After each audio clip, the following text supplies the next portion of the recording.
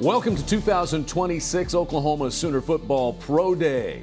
I'm Chad McKee alongside the Butkus and Bednarik award-winning linebacker at Oklahoma, Teddy Lehman, and the Warfel Trophy winner for the Sooners, All-American center Gabe Ikard, as we welcome you inside the Switzer Center where activities are already underway. Gentlemen, the Sooners are performing vertical jumps here. We've got 14 participants this year on Sooner Football Pro Day. 10 Sooners were invited to the Combine. That was the fourth most of any school this year. And this vertical leap test right here is where we're going to begin with some of the highlights from what we've seen this morning. Gabe, what's impressed you? What stood out so far amongst some of the Sooners? Well, Jaden Ott. I know that was quite the topic during the season. It was quite the topic before the season, quite the topic during the season for all kinds of different reasons. But so far, he is crushing Pro Day.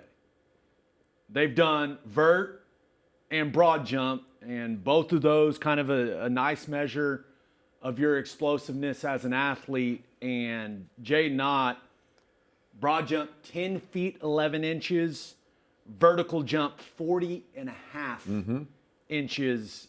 Just for reference, the highest vert at the Combine for any running back this year was Seth McGowan, another former Sooner. How about that?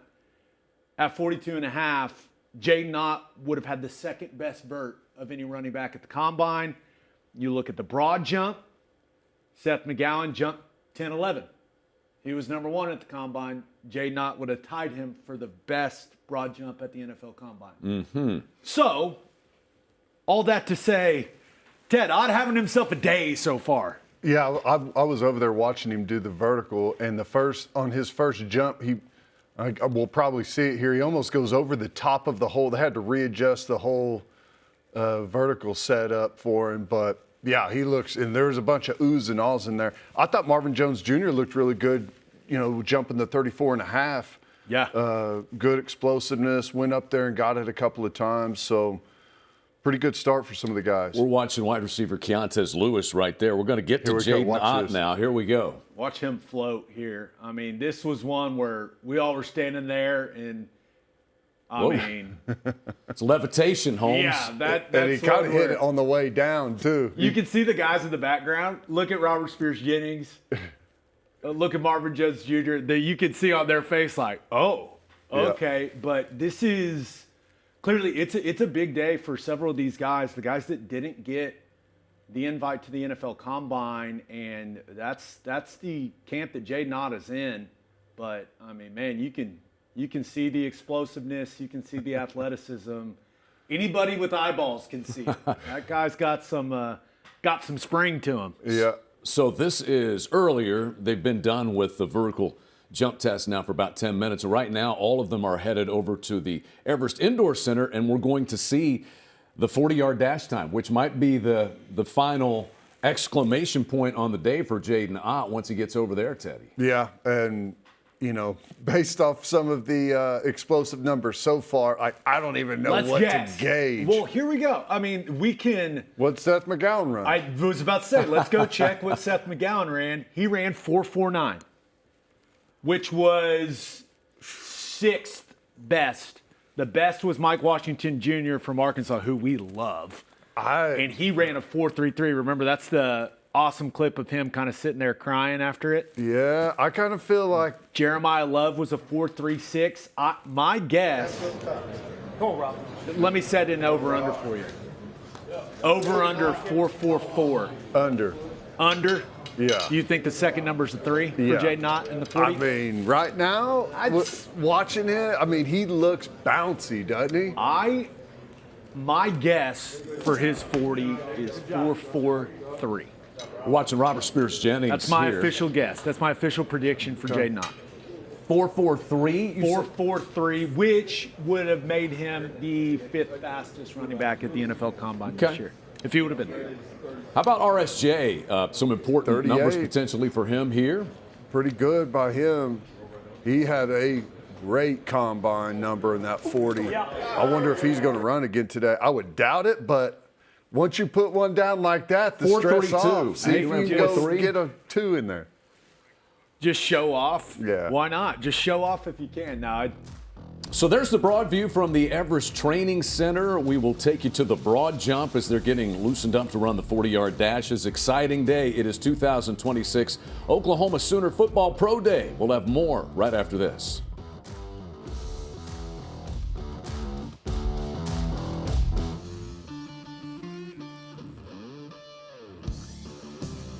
We are back on Oklahoma Football Pro Day 2026. We take you through the broad jump here. Only 4 of the 14 guys who are going through Pro Day today participated in the broad jump. And so we will have Keontez Lewis, we'll have Jaden Ott, Derek Simmons, Dominic Williams. Those will be the 4. And Keontez Lewis, wide receiver. Pretty good number for him. Skill guys, what do they say, tend to get in, right? that's if you've played football at Oklahoma while Jerry Schmidt was the head strength coach, you can hear him yelling that at the skill guys. Tend to get in, big dog. So that's a number. When you look at Keontez's size, I mean, I think that's a really solid number for him, Ted. Yeah, I think it is. 10-3. 10-3. I think when you look at Keontez as a player, the speed really doesn't stand out, but if you've got the explosiveness that NFL teams are looking for, 10-3, that checks the box. You're on to the next one. Watch how Watch Jaden this Ott guy. Watch him floats. float in the air. Zoom. Looks a little different. There's no other way of saying that the guy's a heck of an athlete. There's just no denying that with what he's done so far today. So we saw 40.5 on his vertical a moment ago. Broad jump, well over 10.5. He's looking like a young Ted Lehman. Oh, yeah, broad right. jumping. Ted, Did you what was even- your broad jump? No, the funny thing about broad jump is never practiced it at all. The last time I did broad jump before I did it at the combine was like the 5th grade track meet, you know, Little Olympics at Fort Gibson was the last in between the softball toss. Hey, Yeah. look at a slim down Derek Simmons, boys. Look at that. He looks great. I was had a quick conversation with him in there, and he's down considerably. I like the shaved head, trying to channel that Lane Johnson look. It does. You look up. He weighed in at 295. Nice. I mean, he played the season at least 25, maybe 30 pounds heavier than he is today. And I'm excited to see him move around today. This may sound crazy. I know he played right tackle for us. I'm interested in seeing if he maybe is a center in the NFL. Okay. It's 6'5" and 295. If you can move, if you can handle it mentally, he's got good length. You're always looking for length at the center position, and height. It's really not that big of a deal. There's this one guy named Creed Humphrey. Yeah. Who's that height, and he's been pretty good at the whole center thing. Just something to think about. I'd say so. What are Creed's measurables currently? Well, I went to dinner with him last night. All right. And he's huge. Currently gigantic. Like in the best way possible. He's there. He doesn't look fat at all. His back is as wide as a house. So that's from earlier, the vertical test, and then the broad jump for the Sooners. Only 4 there on the broad jump. Dominic Williams finishing things up. They are stretching out. We'll bring you 40-yard dash when we come back to the Everest Training Center and Sooner Football Pro Day 2026.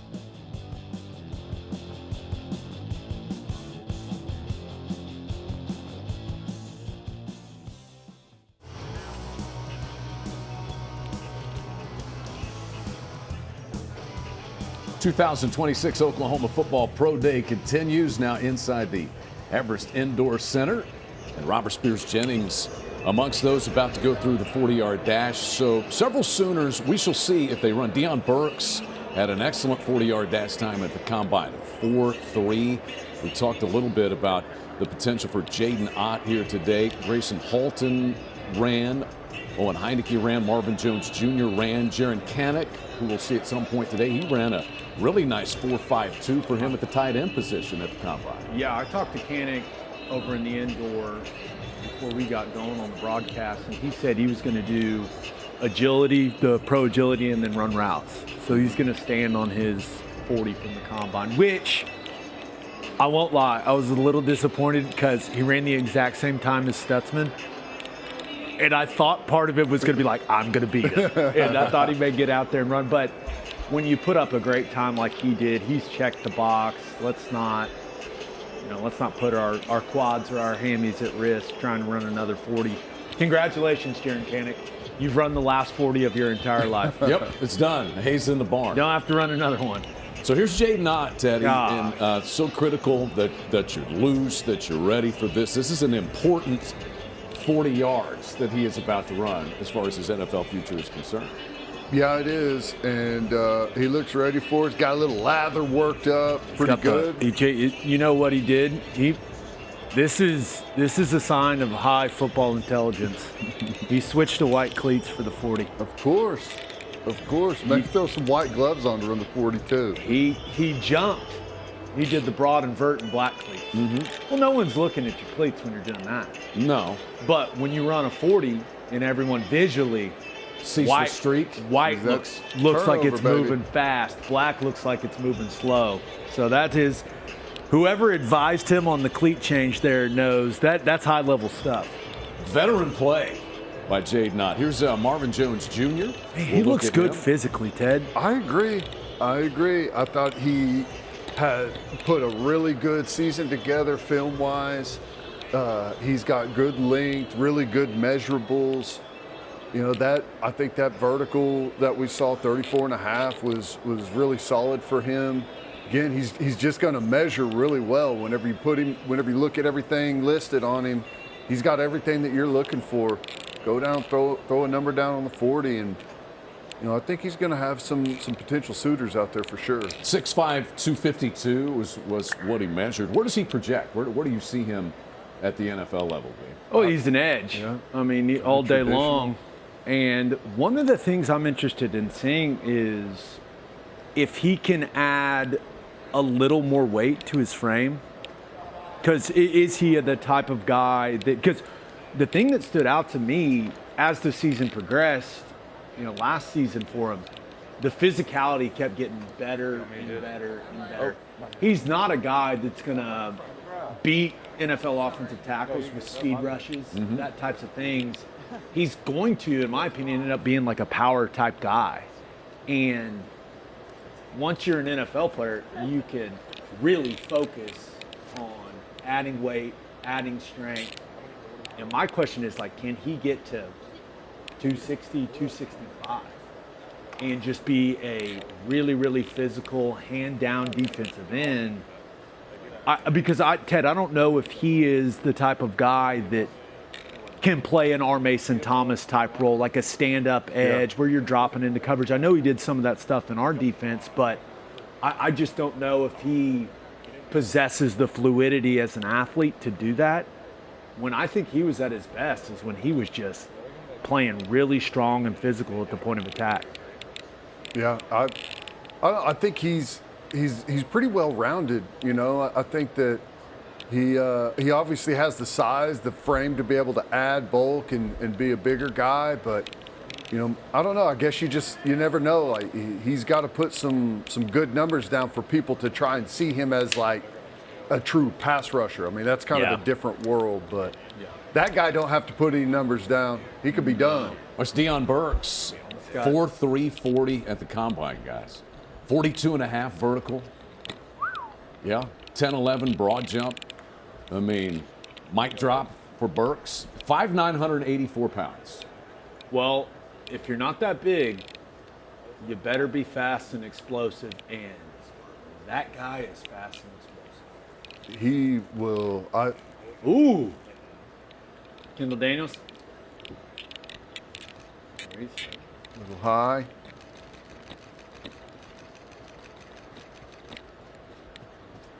Gosh, that is that's a big backer. Big dude. So, we look at him as a guy that's, a more of an athlete, but he's the same size pretty much as we're sitting here talking about Marvin Jones Jr. as an edge guy. So, in fact, he's only 10 pounds lighter than Marvin Jones Jr. And Kendall Daniels He can fit a lot of different places in the NFL.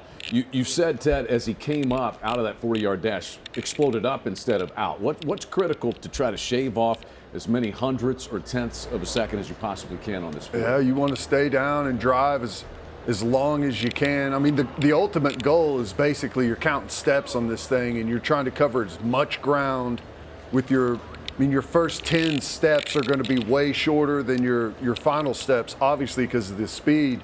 But whenever you pop up real quick out of a 40, you don't get the acceleration to ever stride out. So just a little bit lower off that start. Because the first thing you want to do is you want to run as fast as possible, and naturally it just makes you want to stand straight up. But especially for a taller guy, you really got to focus on staying down and driving longer so you can get the full benefit of that long stride. Kendall spent his final season of college football here in Norman, Gabe. Extremely productive. I think he exceeded everyone's expectations for him. Yeah, Here for sure. it was a versatile piece for the defense, played at a high level, and I'm going to be the body language doctor here. I feel like he's got a better time in him than what he just ran. Just with kind of the interactions he just had with some of the members of the staff, you saw Taylor Wine there as well. I would expect him to run better his second. I think my lip reading is dialed in. I think I saw him say 4.7. Mm-hmm. So I think he's a better athlete than a 4.7. I think he can definitely run in the 4.6s. So we'll see what his second attempt looks like. Maybe a little bit of advice as well from some of those guys as he's walking around. Yeah, run fast. Run fast. There's a lot of pressure. There is. Yeah, that's and when the- pressure's there, you tighten up, you tense up, and that gets back to the popping up too fast and trying to. Loose is fast whenever you're sprinting. It goes kind of counter to what you feel. You want to be incredibly explosive, but with that comes tightening up. You got to find a way to marry those two worlds together. He's putting the sweats back on, Ted. Maybe. So maybe Maybe done.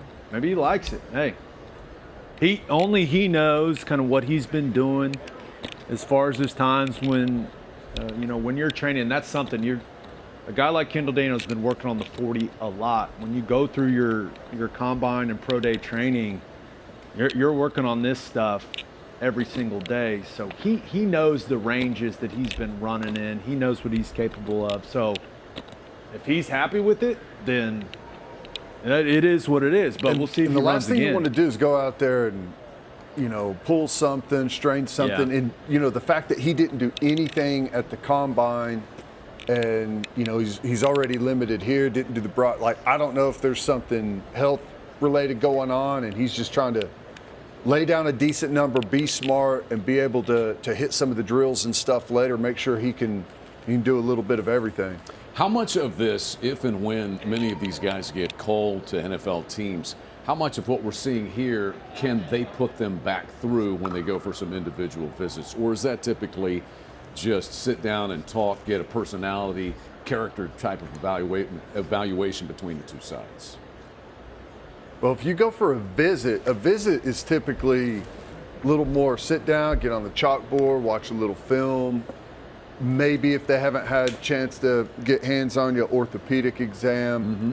Now, if they, a lot of times, I don't know if a lot of times they'll come to you for a workout and do some individual drills, maybe that they didn't see at the combine or pro day. But I don't know, Gabe, but will they put you through running and stuff in some of those?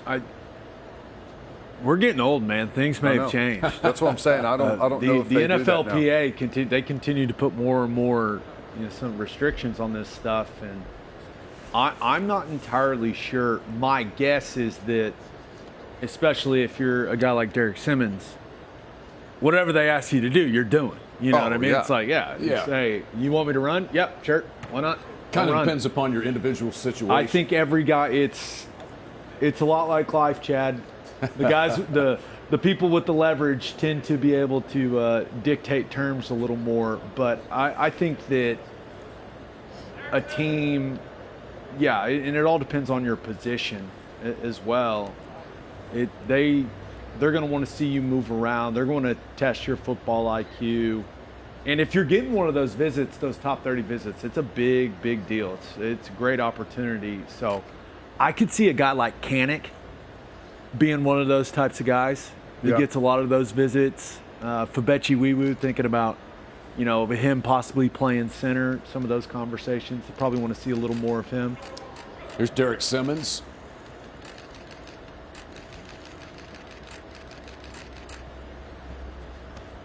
Moving pretty good there so far today. It's 6'5", 295, 8'4" broad jump, and a 24-inch vertical. We did just get word Kendall Daniels was a 4.75 on his 40 just a moment ago. We'll see about Simmons here. Jaden Ott, you can tell, is getting ready. Well, there's Ryan Foje looking enormous. That's a big boy. Oh, there's EPL. You pick him out of any crowd. David Stone. You think about guys I'm excited to watch run a 40, whether it's at the combine or the pro day in the future. EPL's way up on that list for me. Yeah. That should be fun. What'd Stone's phone say? 511? That's going to have to wait for a couple of years, though, with EPL. Who knows how good David Stone is at timing 40s. Official time. But if it's in that range for Simmons, I think that's a really good time for him. Yeah. So if the second number's a 1 for Derek Simmons, he should say, "Hey, I'm good." You guys should be good. Yeah, you've seen what you needs to lay one down here. This is a little different world, wide receiver than offensive line. Like this, he needs to get some attention with this run. 5.26 was the 40 there for Simmons, offensive line, and now Keontez Lewis. That's if you would have made me guess, I would have said Derek's in the 5.2 range. Once again, he slimmed down quite a bit. That's not a bad time for him. That looks good, Ted. Yeah, not bad. Good turnover. Right in a straight line too. He stayed right on that hash. Important time for him. Oh, I totally agree. I mean, every position there's going to be different emphasis on what numbers. Now, ultimately, they're drafting football players, and that's what's going to matter the most. But if you can go out there and be on the high side and be better than average, and the better numbers you put up, the more attention you're going to draw. It's just kind of how it is. Along with, he's going to have some really good measurables. Now the big moment for Jaden Ott. My prediction, fast. You wrote 4.43 as your prediction. After watching his warm up a little bit, I'm not feeling very good about that. Oh, skipping out of there. That's good. He's got the chain in the mouth. That's fast. Yeah, you see those first 5 to 7 steps. He was like his third step looked like he covered some serious ground. I am not feeling good about that second number being a 4. You're saying sub 4.43, sub 4.4 there. With the way that he jumped, it's hard to imagine it's anything above a low 4.4. We just got Keontez Lewis's time was a 4.64. What do you think of that? I mean, he's been a kind of a possession receiver throughout his career. I think I could see Keontez getting into the high 4.5s in his second run. Yeah. Now that you've got a number down, maybe okay, let me relax a little bit. Let me not be as nervous. I think he's capable of maybe a high 4.5. There we go, Fabechi. A lot of human moving right here. Fabechi, he looks great, man. Yeah, I had a brief conversation with him in the indoor, and man, he hit the upper body. He looks toned, and then, not to make it weird, but his lower half is just so thick. He is built like you want an interior offensive lineman to be built. Look at that arm drive, Ted. My goodness. He looks fantastic. Big old long arms. And the thing is, there ain't much jiggling going on there. No, he looks great. If you're uncomfortable right now, deal with it. What do you weigh in at? Because he looks trimmer too. I know he was 315, maybe 316 at the combine. Right. I think he's probably somewhere between 310 and 315. And he played I around mean, look at 325 the or so, right? arms, look at the traps. Well, I've told him now, you're a center, buddy. Get a little slimmer, get a little quicker. I think I don't want to be hyperbolic. I think he's got a great chance of being a better pro than he was a college player. Yeah. Why do you say that? Because I think he's a center. I think there are going to be several teams that are praying that he drops to the 4th, 5th round because they view him as a starting center. I guarantee you there's several teams that view him as a starting center as a rookie. It was a 5.35. Jaden Ott's time is a No 4.51. one cares. What was the 10? The 40 is where, whoa. You don't see this every day. He's lined up off the hash. Interesting. Second run through for Kendall Daniels in the 40. It looked relaxed, that's for sure. Yeah. I mean, I don't think that's why it looks like he's not fully opening all the way up, but you know, it's just hard to tell. He just may have that style, smooth and relaxed.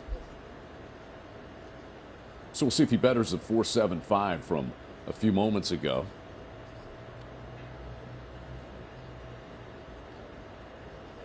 That one looked better. I mean, I don't know if that counts for anything, but he looked comfortable. He looked relaxed. All right, Sims, you said 5.26 on the first one for Simmons? Well, he should be able to run nice, free, and easy then. I mean, getting that low 5.2s, if he could get a 5.19 on the board, I don't know if people know, but 5.19's 5.1, baby. Yep. If you run 5.19, you run 5.1. So we'll get that second time there on Derek Simmons. Kendall Daniels' second 40 was a 4.83, we are told. It makes me think something's going on with him physically, Ted. Just kind of his demeanor as well. Yeah. You mentioned him not looking like he's opening up.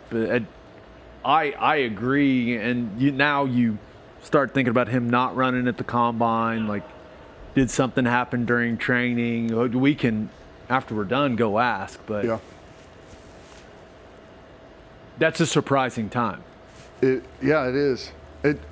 It's surprising because he just doesn't look like it's a full-on, wide-open turnover. But you know, it's hard to say. Like I've never seen him do it before, so I don't have anything to compare it against. But you wouldn't. The thing is, you wouldn't turn on the tape and go, "That's a mid 4.7, low 4.8 guy." Gosh, that looks good, man. What'd you think of that second run through for Ott, Teddy? I like it. I mean, he looks incredibly smooth, looks incredibly efficient, explosive. What was the first one? 4.5? Is that what we? 4.51. 4.51. I mean, the numbers. Going off of the vertical and the broad jump. And it looks fast. I just expected it to be a faster time, but we'll see. So Jaden Ott, I would The think. second 4.46. Very nice. There we go. So he betters it considerably. 4.51 and a 4.46 for Jaden Ott. I mean, have yourself a day, Jaden Ott. Yeah. 4.46, 10.11 broad, 40.5-inch vert. Yeah. Sheesh. Athlete. Another one here for Keontae Lewis. His first was 4.64. I think he's got a high 4.5 in him. Now that he's got one on the board, relax a little bit, open up and run.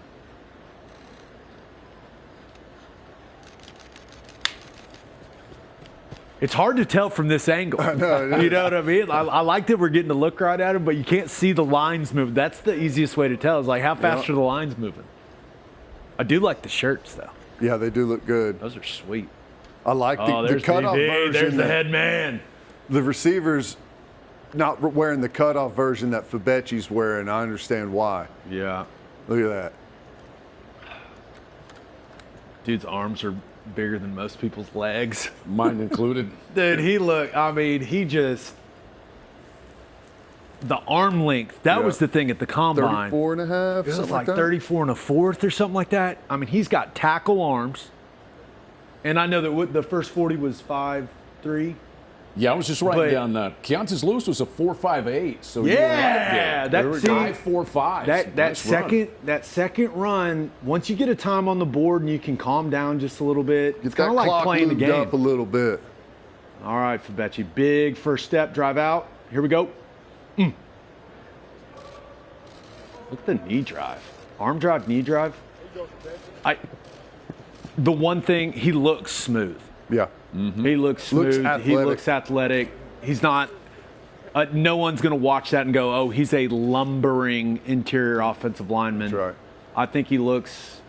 Sometimes the way you look is more important than the time No for an doubt. O lineman. No And doubt. He's looking smooth and athletic, That was a 5.38 for and so Fabechi. sweaty.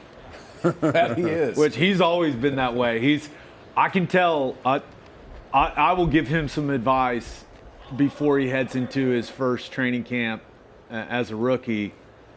Bring an extra pair of pants, because some veteran quarterbacks aren't gonna like how sweaty you are. Yeah, what a great final season he had. He had that most important ability, which is availability. He was the only Sooner offensive lineman to start all 13 games in 2025. And you mentioned him playing center. He did so for the first time against LSU in the regular season, did Fabechi Wiwu.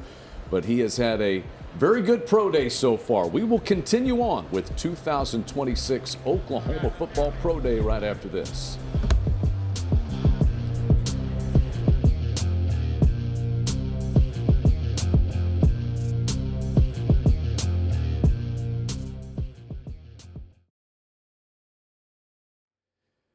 Welcome back into Sooner Football Pro Day 2026. Shuttle time with Dion Burks. Gabe, take us through what we're looking at here. The old 5-10-5 shuttle.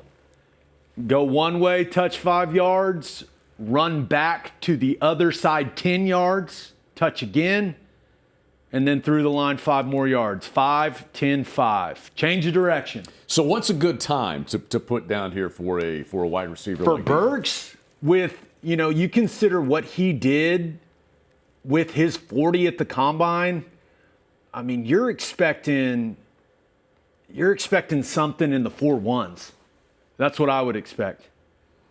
For reference, I will make fun of him if he doesn't run in the 4.1s. Okay. He was a little, he kind of was shuffling out of the staying square. He's got to turn and run out of the front. This is one of those. What's the best way to describe this? A shuttle that looks fast is slow, where feet are moving like you. Yeah, it's gotta be. There's It's a lot efficiency. It's an efficiency drill. Very good. You want as little chopping as possible. It is, and for me, and just for reference, I ran the best short shuttle of any offensive lineman in my combine. And it was because the people that trained me very well on it. So we're looking at Jaron Kanak here. We saw Owen Heineke. Good. That's pretty good. I like his foot. A lot of times you'll see guys that their plant foot goes way outside All you got to do is swipe the line. You don't have to. You don't even really have to get to it. You want some times? I want times, baby. Laying it down. Kendall Daniels, 4.52. Dion Burks was a 4.19. Yeah, I told you. And then Owen Heineke, 4.25. Kanak was a 4.25. There's Robert Spears Jennings. We're going to see Kendall Daniels again here. So this is where we've got Robert Spears Jennings at 4.44. Right? I cannot wait to get over there. I ran a 4.37. You're going to let him know. Ooh. And Kendall Daniels that time was better. That This was a is- 4.32 for Kendall Daniels. This really is a drill that it comes down to how much did you train it? It's the way that I did is like we trained the components of it and I just memorized it and I practiced it over and over and over again. And it all comes down to, like, for a lot of guys, you're you're working on the 40. You may not be doing a ton of this stuff. So I wouldn't get too caught up in what the times look like. You see a lot of guys just don't even do the shuttle anymore at the combine, Yeah. Ted. Yeah, I mean, you get into, are we measuring how athletic a guy is, or are we measuring how good he became at this one specific drill? So, I mean, for the most part, this stuff is just making sure you don't have, red flags, outliers that did you see this guy can't change direction at We all? got You just Dom wanna Williams avoid that going. stuff. We were kind of under the impression that he wasn't going to do much today, drills-wise. And changed his mind maybe? I like it. Yep. He's clearly been training. He's got the setup, light touch. Ooh, a little stutter. That's okay. I don't think they're terribly concerned about Dominic Williams. 4.98 there for Dominic Williams. That's just he can run a much better time than it's a simple like how much did you train it thing. How about Jaden Ott going through it? I mean, Everything else with has what been he's good. done today, you would expect. Let me go look what Seth McGowan did at the combine. 1 second. Seth McGowan, it was 4.50. I think Jay Knott can do better than that. The best one at the combine was a 4.29, Emmett Johnson from Nebraska. I would expect Ott to be in the 4.3 area. Second run through here for Countess Lewis.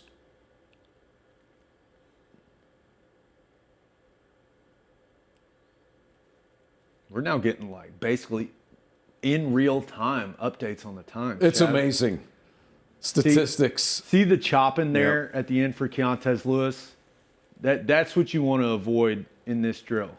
You need to go if you can go from a full stride to one turn and plant and get that line and get out is the real key. Ott was 4.31. See, you almost run sideways. You see how Heineke's running sideways with his shoulders still almost square? That looked like a real good one. That's how I was trained on it.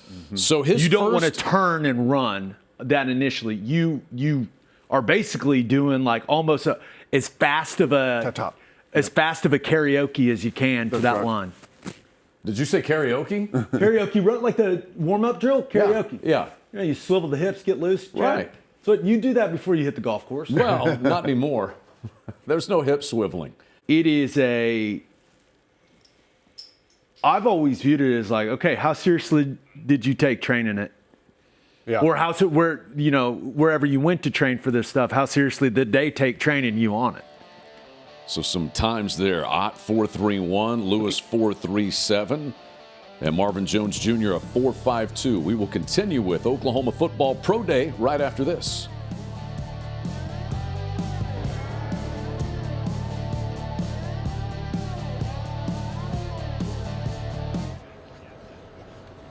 We continue with Oklahoma Football Pro Day 2026. It is time for a three-cone shuttle work here. All Gabe. right. What are the particulars here? on 1, this? 2, 3. You can only touch with your right hand. Okay. You cannot put your left hand on the ground. The guys that have trained it well are going to take 3 steps to get to the first line and 2 steps to get back. 1, 2, 3. 1, 2. Boom. Quick turn. Finish as fast as you can go. Looks good. Pretty smooth. The ones that look slow are typically fast. Why is that? Because you don't want a bunch of feet chopping. It's about efficiency of movement. Mm-hmm. So that's why the guys that have trained it, you're going to see 1, 2, 3, touch, 1, 2, touch. Then the key, I always thought the key was that turn, getting your head back around, letting your head lead your body around that cone to get you into a running motion as fast as 1, 2. Good. Good. Right here, the flip, get your head around. Good. Oh, a little bit of slip. Still pretty Still smooth. good. Still good. Owen Heineke was 7.15. Really good. Then I we mean, I think for Heineke, that's what you're looking. Let's see what. I mean, 7.1. It's better than he did at the combine. He ran a 7.15 at the combine. Okay. So you're improving, right? Boy, Burks, if he can get his cleats to stick, he's going to put a number down. Kanik was 7.18.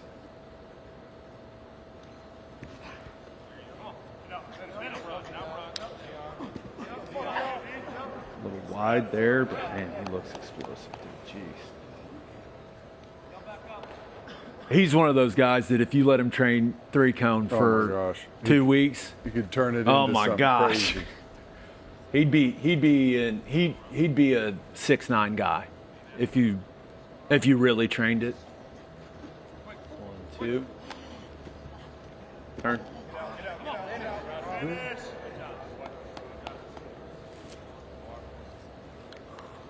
Burks was 7-1-8. We'll just kind of continue to keep you updated.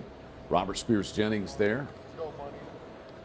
For reference, I was 305 pounds and I ran a 7.30.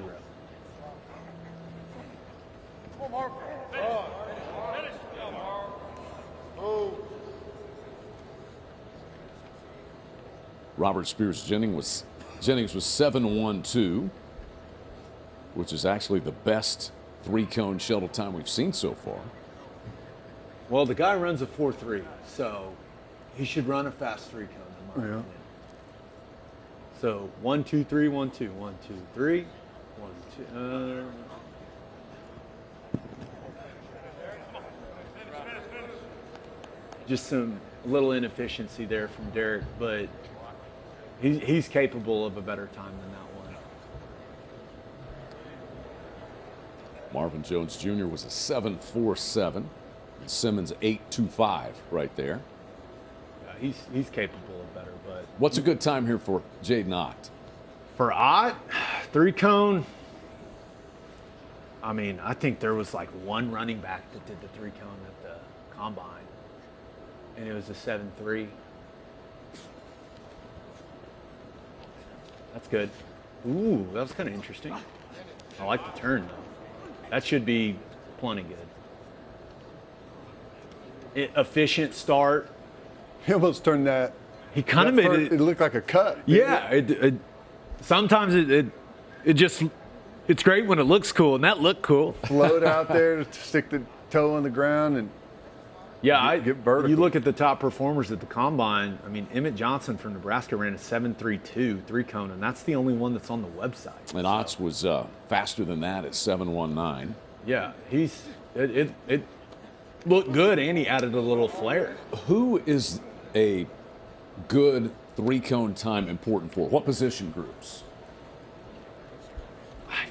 I think I'm a believer that it's important for everyone. Yeah. But I think in particular, skill guys, wide receivers, defensive backs, guys that are dealing, running routes, changing direction. Like how fast can you drop your hips? How fast can you change direction? The component where you're making that turn all the way around the cone. How efficient, how smooth does that look? I think the tight end position also is I would want a tight end that runs a good 3-cone time. The guy that I think it's a good measure of your change of direction, your overall athleticism, Ted. Yeah, I do too. I think that for skill guys, you want to see good numbers, but I almost think that it's probably easier for big guys to stand out in the event, if that makes sense. Oh, for sure. You get an edge guy running really good time. He's looking really good on that turn where you see the bend. There's no doubt. Been a good day for Jaden Ott. 5'11", 198 measurables, a 10-11 broad jump, a vertical of 40.5 inch. His 40 time was 4.46. Shuttle was a 4.31, and we just saw that 3-cone of 7.19. And so Jaden Ott showing out as he wanted and needed to here today at Pro Day. According to the NFL's website, that would have been the best running back 3-cone at the combine. That being said, I think only one running back did the 3-cone at the combine. But he was significantly better. Why wouldn't more running backs do that at the I don't combine? know. My thing, I think it comes down to just how you allocate your time when you're training. Everyone knows people are going to look at your 40 first when you're a back. Do they even really care about what your 3-cone is if your 40's not good? So why would I dedicate 10 hours of training that I could be to 3-cone that I could be dedicating to 40, knowing how much more important it is, how that's going to get people's attention? I think it all comes down to placing an importance on the 40. So you can see why in drills like the 3-cone and in the shuttle training, and as you said, just stacking the components of how those work. Teddy, when we talk about training for the 40, what's training for the 40-yard dash like? Well, you can't just run it over and over and over and over again. well, Yes, you can, Chad. I can't. it's pretty much too late in the game. Like at this point, you're not really going to get faster. Yeah. Right? I mean, because you've been in a legit strength and conditioning program, for years at this point. So your speed is kind of what it is. So it really comes down to the efficiency at the start. How much ground can you cover? How straight of a line can you run? Just making sure you can try and beat the clock on your get off and utilize your full speed in 40 yards. Headed to the bench press, indoors, a little weight training when we come back on Oklahoma Football Pro Day 2026.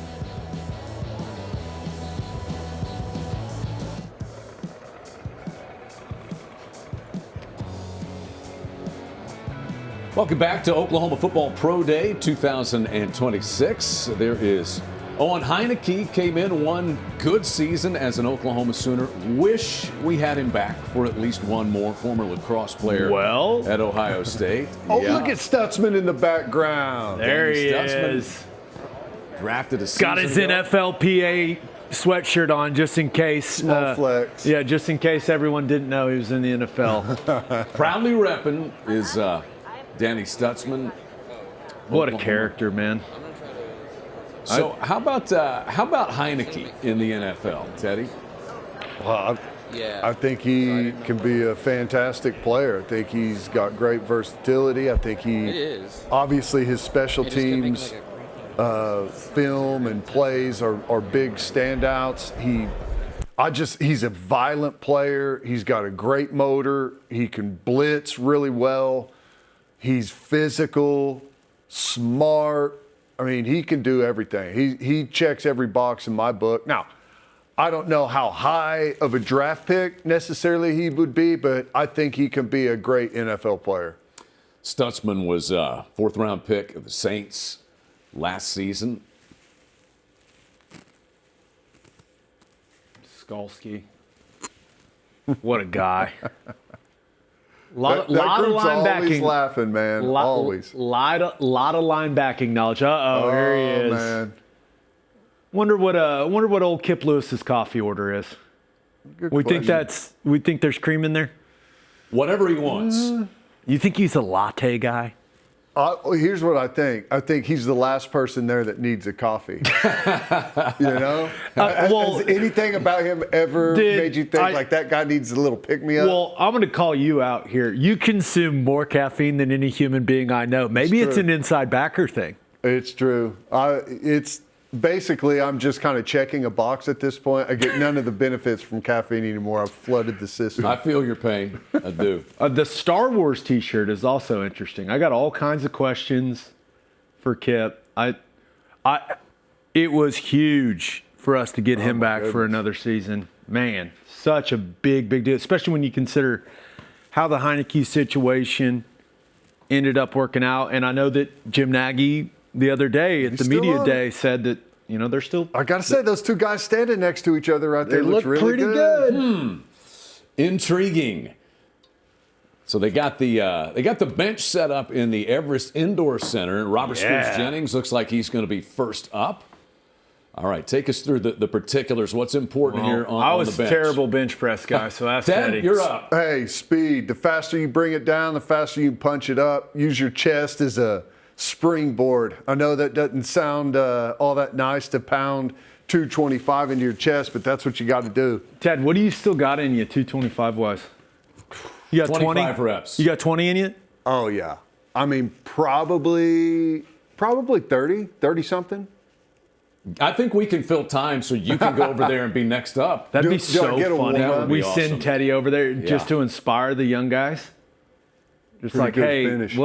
watch Lehman just rip off. Dude, if you went over there and did 30, that'd be so sick.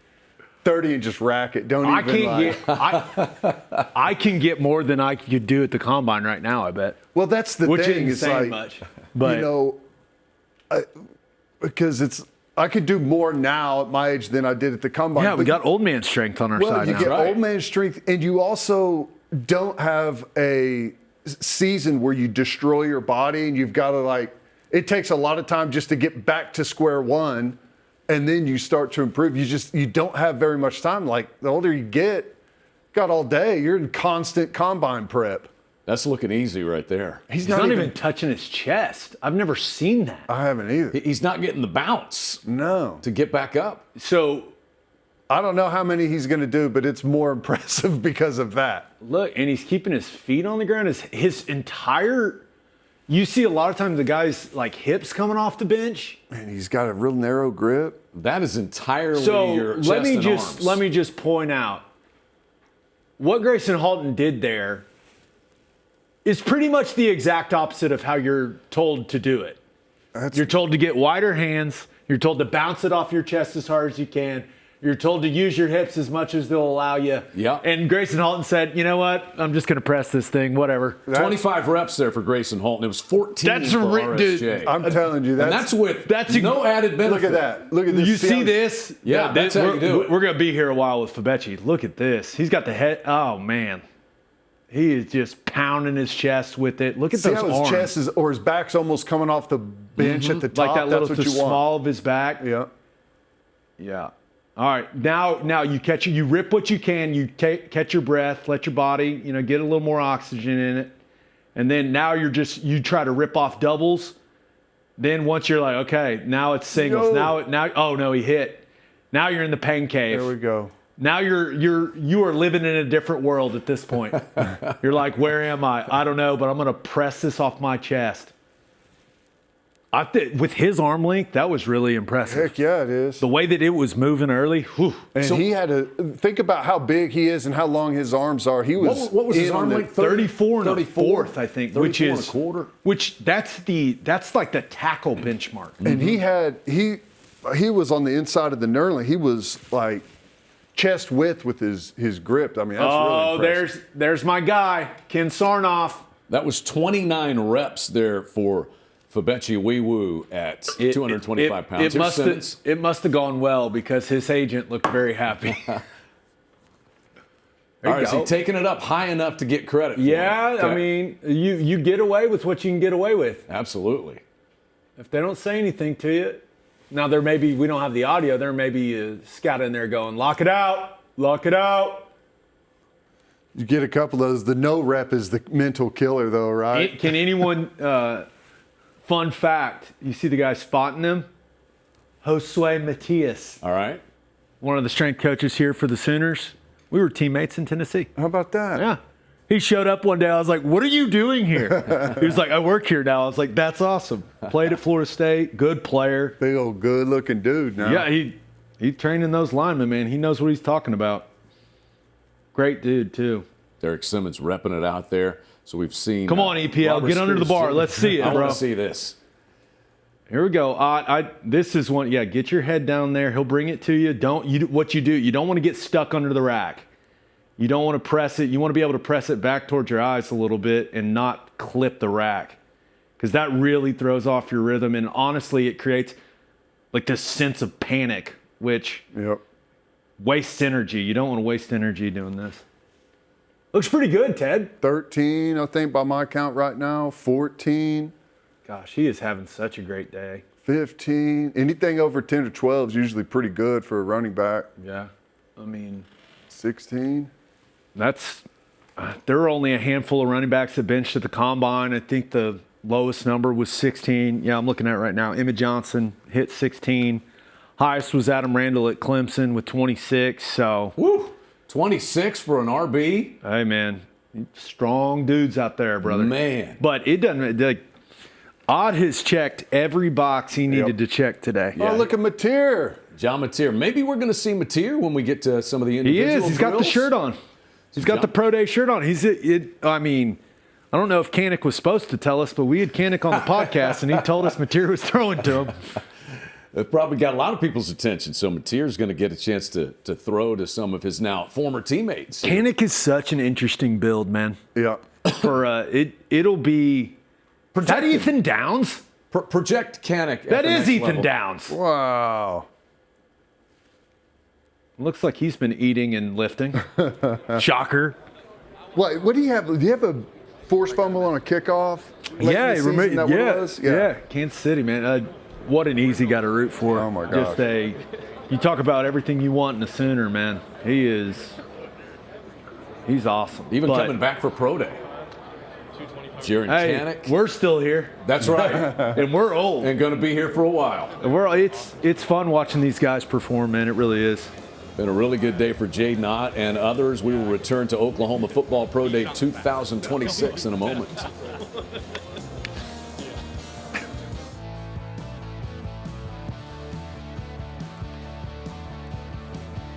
Welcome back to Oklahoma Football Pro Day 2026 with Teddy Lehman and Gabe Eicher, Chad McKee taking you through the drills here as we are done basically with all of the running and the sprinting and the lifting, and now it is individual position group drills. Going to start with the offensive line. One of the cool things about Oklahoma Football Pro Day is all the former players that we see back in town. Who have you had your eyes on here at Pro Day so far? Every year before Pro Day, a group of guys that are being represented either currently or about to be in their NFL career by the agency that represented me when I played. We go to a dinner. Mm-hmm. So I was at dinner with Lane, Creed. Now, we had the dinner last night, so Fabechi didn't show up. He's like, hey, man, I got to do stuff tomorrow. Kanik's in that group as well. So, but it's always really fun. Saw Cody Ford last night, who I hadn't seen in a while. He's had such a great NFL career after being clearly a complete stud here in Norman. But that's one of my favorite parts of Pro Day, and it's one of the reasons that I get very mad at Grant Wade that we don't do this in the indoor, that we do it in the studio. He's worried about sound quality. I want to be amongst the people. It's not about the production. It's about us being connection. able to. Don't people want to hear me and Teddy have like 25 interactions, like just dapping guys up? But no, that's what. In Venables and this staff, they've done such a great job of embracing former players. Mm-hmm. They really have, and that's been a big emphasis of him since he took over here. And he is, that's David Stone. Mm-hmm. Let's just not talk about it.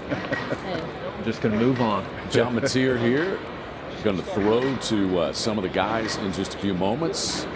And then this time next year will be a big pro day for John Mateer. Well, I can guarantee you there are a lot of scouts that are going to be taking notes on how he looks today. Yeah. And I know that he's not draft eligible, and thank goodness he's back for another season.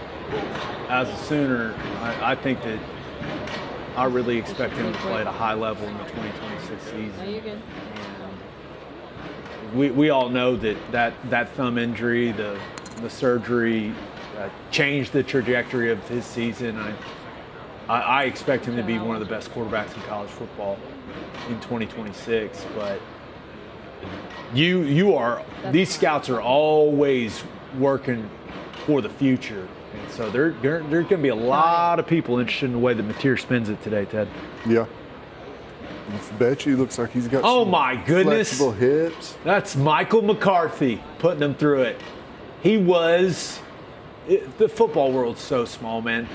So you see this guy in the Bengals gear right here. He was an offensive quality control coach when I was in Detroit and could not be a nicer human being. I mean, just fantastic. I think he's the assistant O-line coach in Cincinnati.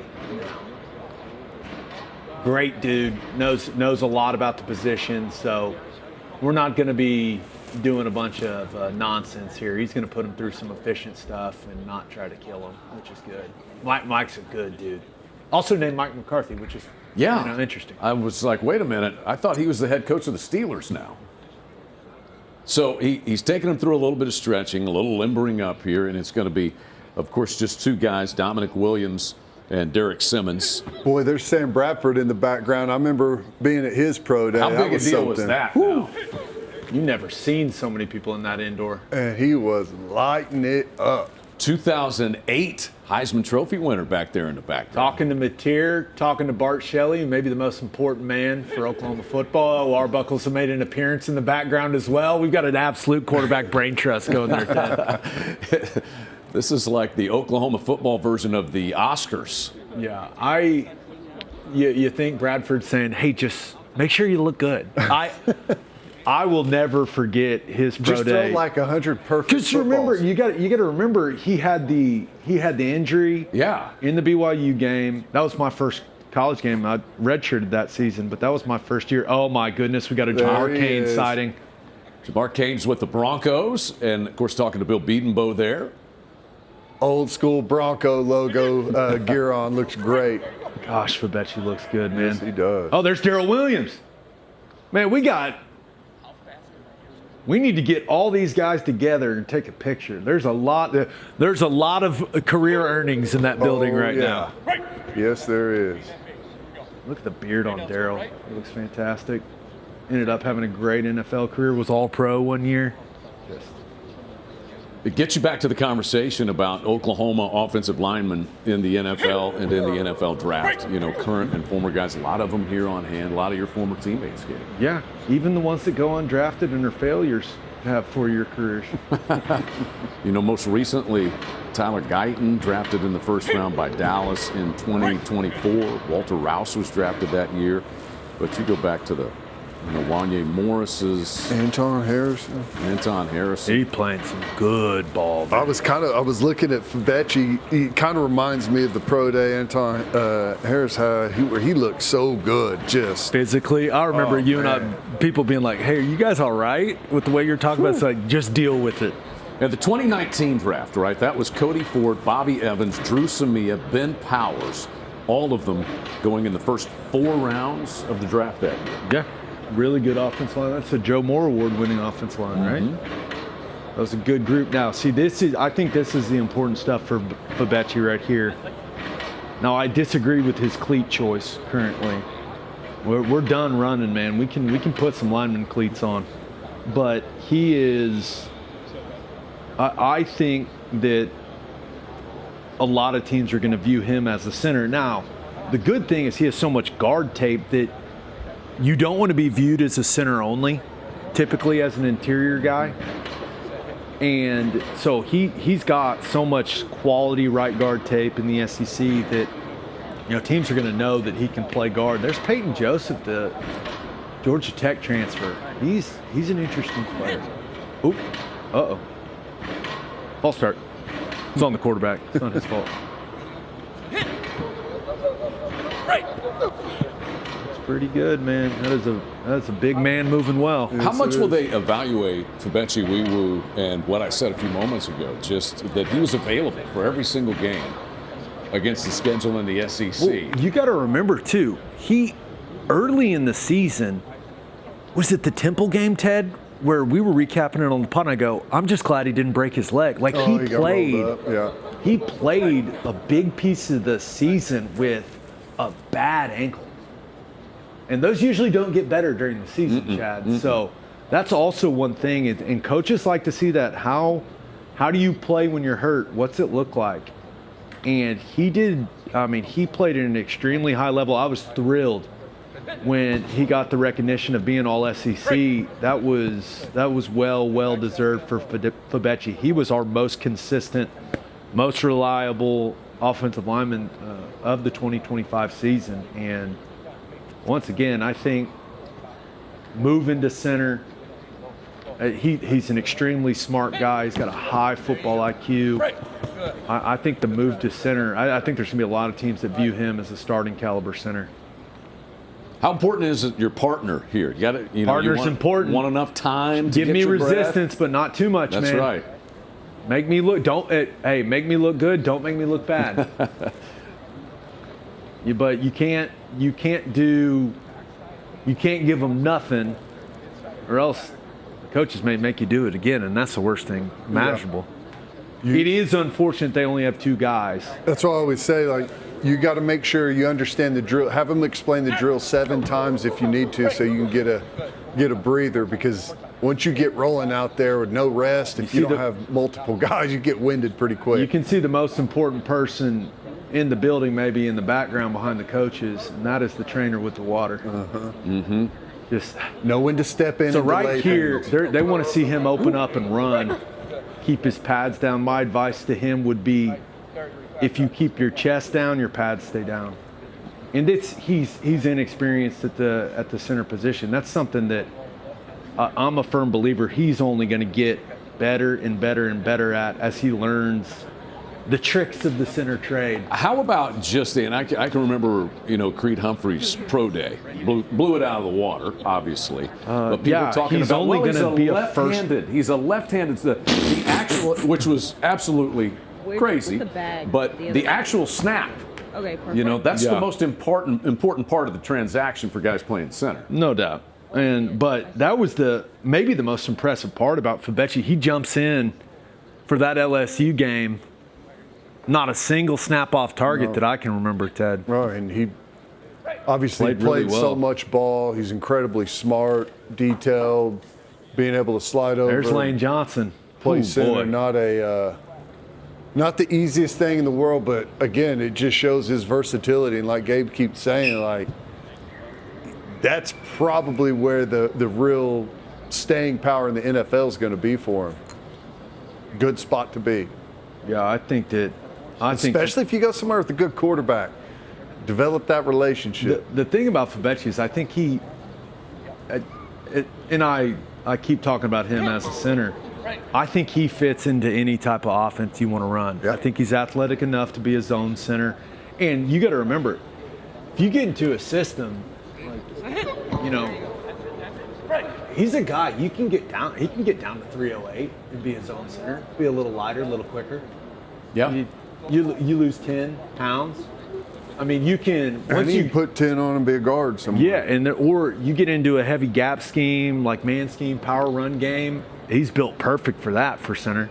I mean, and there's plenty of clips of him blocking counter. Yeah. So I think that's the thing about him is the versatility and what he can be, especially at the center position. I think we'll have a lot of teams excited.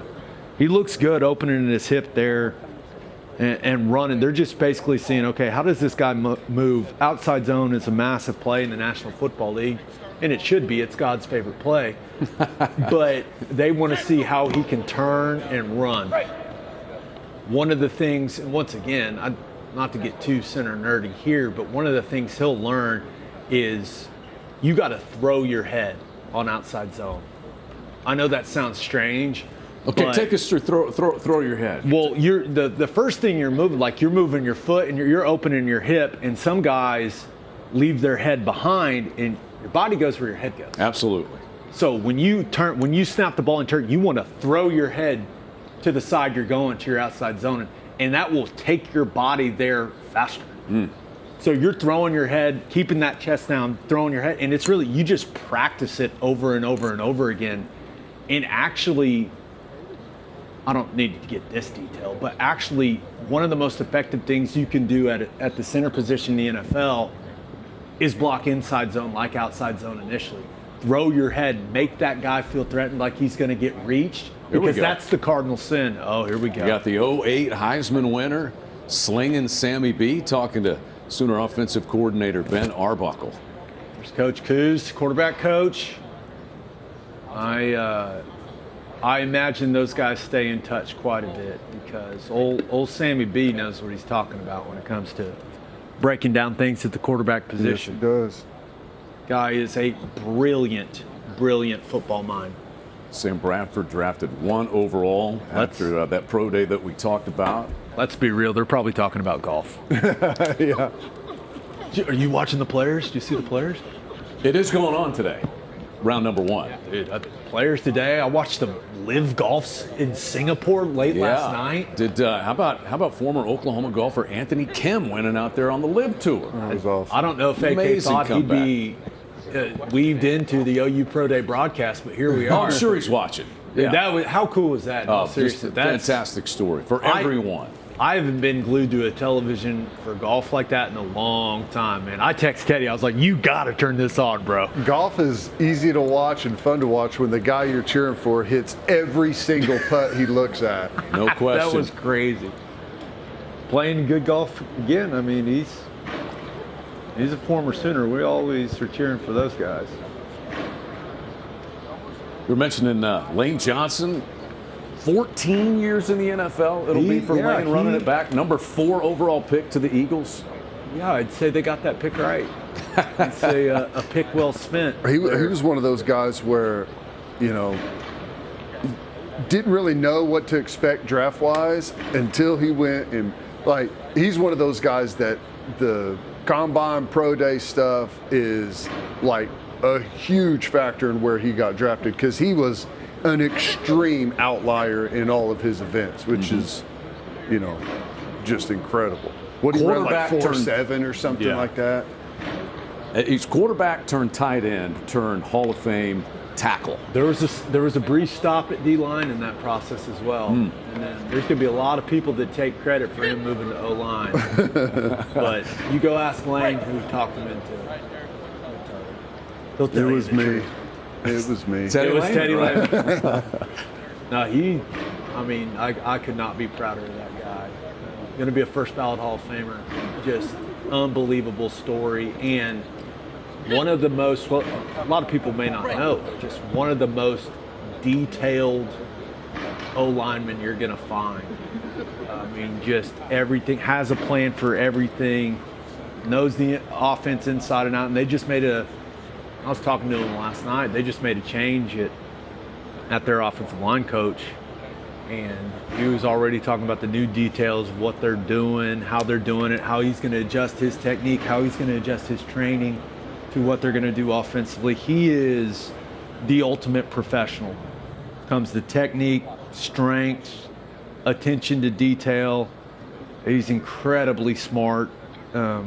Puts a lot of time and thought and designing his off-season workouts. Oh my gosh. They get it in. He tries to get me to come lift because he lives in Oklahoma City now. Yeah. Oklahoma City's his home. His kids are here. He tries to get me to come do this stuff with him. I'm like, bro, you are still strong as an ox, and I'm over here just trying to look good by the pool. Like we are in different worlds currently. Sometimes I was like, are you training to be an offensive lineman or the world's strongest man? It's sometimes the line gets a little blurry. You see some Atlas stones out there at his gym before long. He is, yeah, but he is invested in, like Teddy mentioned, he's invested an incredible amount of money and time into becoming the best NFL player he can be. And man, it has been money and time well spent. Hear, hear. Eagles have to be thrilled that he decided he wants to play another season. I bet another former Sooner who plays behind him is certainly thrilled. Have you seen and we're watching Fabechi here. Gosh, man, he just looks stout. They're putting him through it. They've been doing these line drills for like. Well, this is what the 25 people minutes. want to watch, Ted. So this is the exhilarating stuff. What, do you want to watch Mateer throw it to Bergs? Come on, man. Well, Yeah. I oh, do, that's what you do? actually. I want to see Kanik. I'm enjoying myself watching. Okay, a little quick set.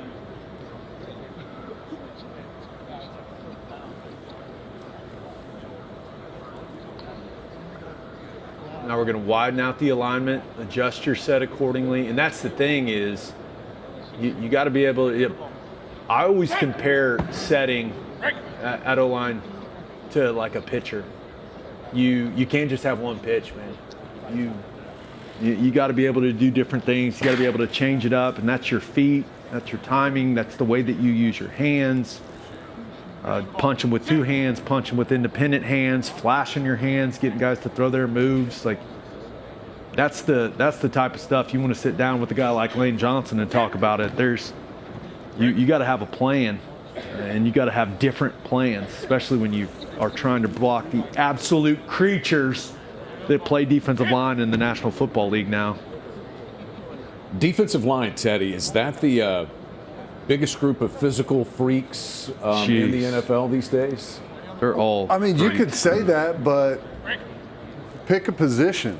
You know, I mean, safety, edge, D line, Edge has to be the O-line. answer, man. Edge. That's it. Miles Garrett is kind of the To be an outlier amongst outliers. that's the you walk up. I was teammates with Miles when he was a rookie, and I remember just seeing him for the first time and be like, "What is that?" He And he looks like he's been stabbed with an air pump yeah. since. He looks like he's put on like 50 pounds of Dude, muscle. What a you talk about a creature. You got to love a good O-line coach with a mustache, Ted. Look at that thing. Look at that push broom. That's excellent. So that's Bears are well represented today. I saw polls in there. So their GM's here, their assistant, their GM, their assistant GM, and I'm pretty sure that's their O-line coach. Be a good spot to land if you're any of these guys. Would be Bears there in are coming Chicago. now. They are. They're starting to play. The Bears. Oh my goodness. Never mind. The guy that was my O-line coach in New Orleans is the Bears O-line coach. This is like 6 degrees of gauge. It's a football chairs, world, man. man. It is It's a football football world. You especially you get as fired as many times as I do. You go as many places as I went, and you meet a lot of people. How are these guys holding gotta up be their physically and assistant mentally? O-line coach. We're talking about now. These guys have been through 40-yard dash. They verticaled earlier. You broad jump. You bench, and now we're working on about 25 minutes of drills, just one-on-one. they're with very little rest. They're all fine. good. They're I fine. don't know. I'm getting a little tired just watching them. This has got to be this guy, Kyle Devan, assistant O-line coach. He had the full beard, but he's gone just mustache now. I like it. Solid look. Power play from Kyle Devan. So yeah, the Bears. I mean, got a lot of people from the Bears here today. That's pretty interesting. We saw Bill Bedenbaugh back there. What people ask, what's the magic formula? What's the Bill Bedenbaugh recipe for all these guys going from Oklahoma Sooner offensive linemen to long NFL careers?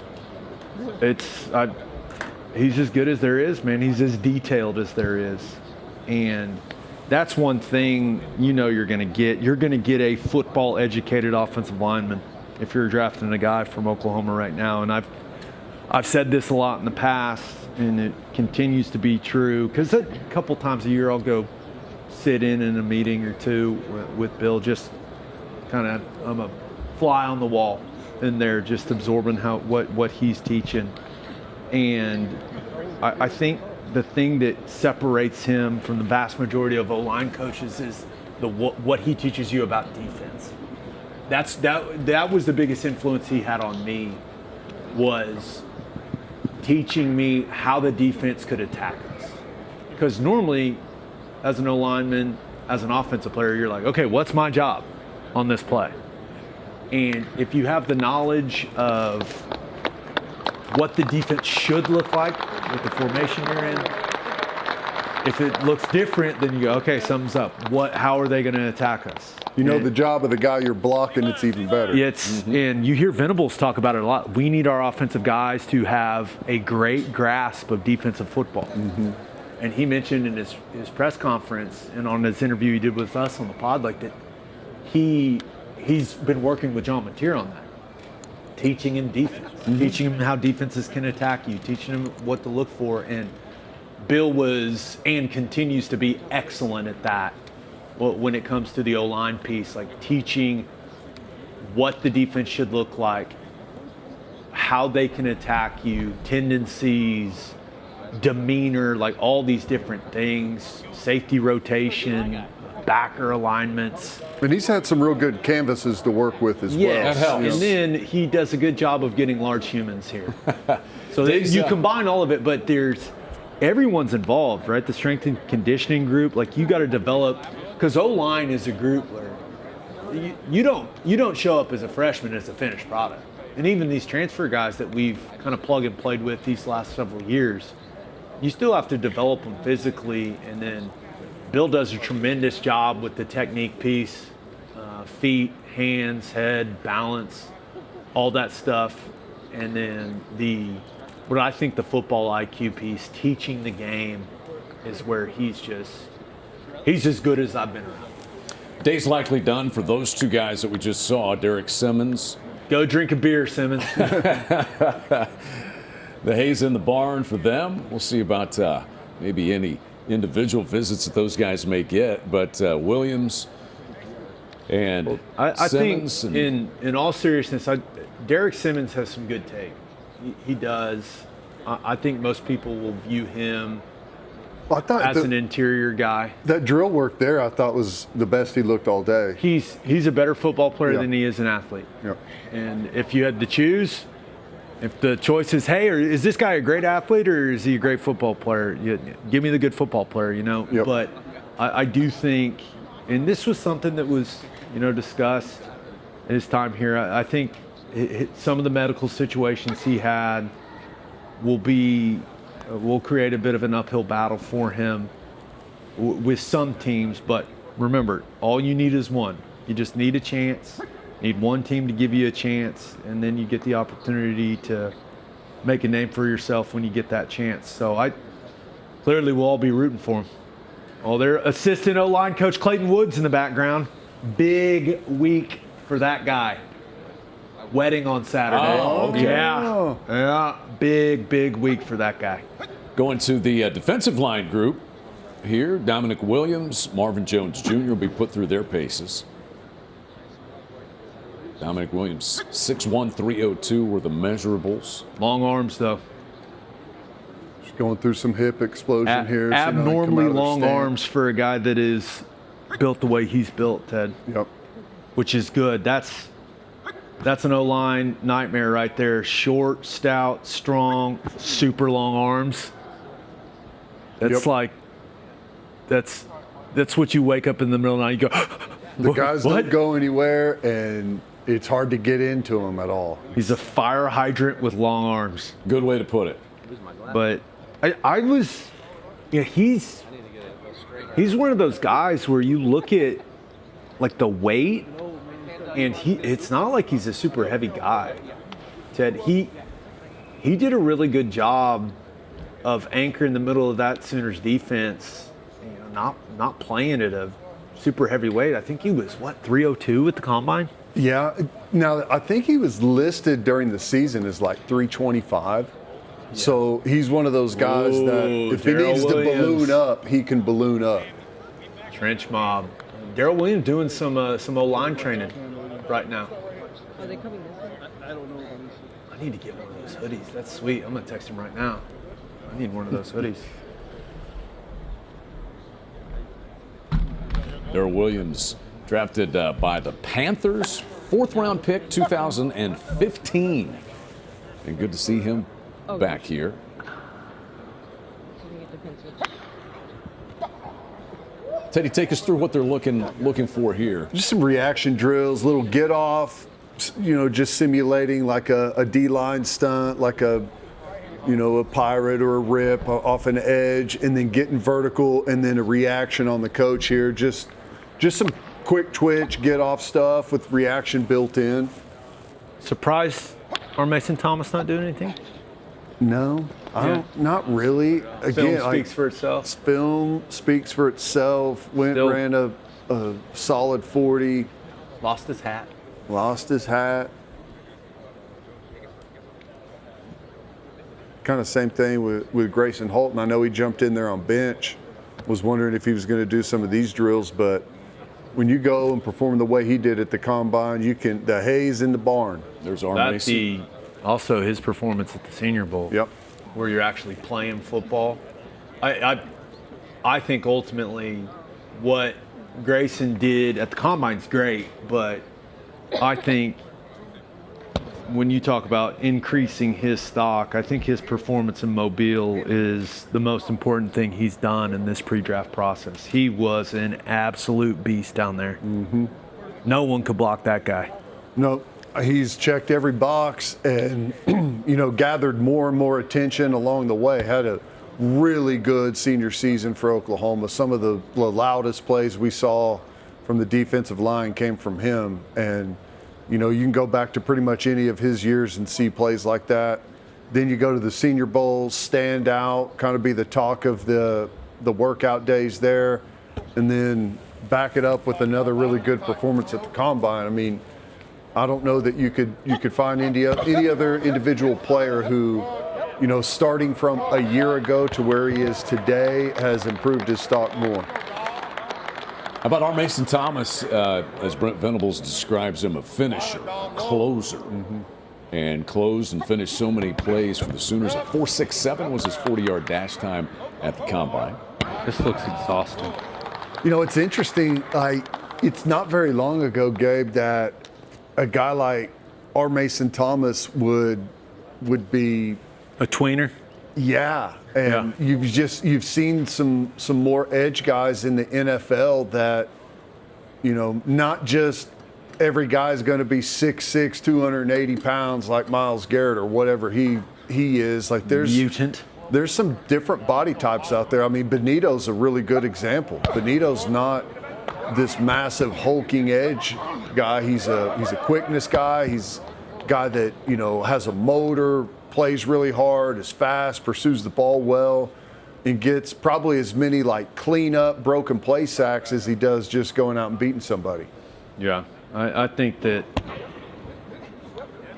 in particular, like the move to the SEC and R. Mason being able to show that he can be a down in, down out edge in that league was huge for him. And then clearly the production has been when you maybe are viewed as a little undersized, which I think that's fair to say about R. Mason as a true edge in the league, you go, okay, well, you know, was he able to play with good power? And that's the thing that stands out. Like the get off is one thing, but his speed to power stuff last season before the injury in the Tennessee game was, I mean, it was some of the best stuff you saw in all of college football. I mean, there's guys that rush the passer that are undersized, that are a little light. Yeah. That you say, okay, well, yeah, you can get to the passer, but we're going to run at you all day long. Like that's not, you can't just do that, R. Mason Thomas. He is much better at defending the run than maybe people would expect.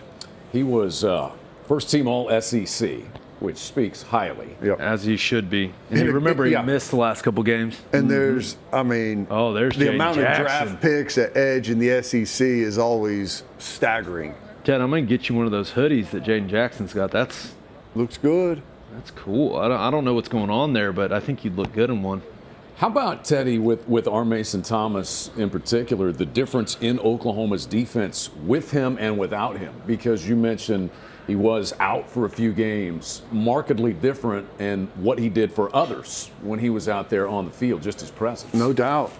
Yeah, we didn't have the question was, well, what are we going to do for the playmaking, for the pressure on the quarterback? And, you know, some guys that's where Taylor Wine really kind of rose to the occasion.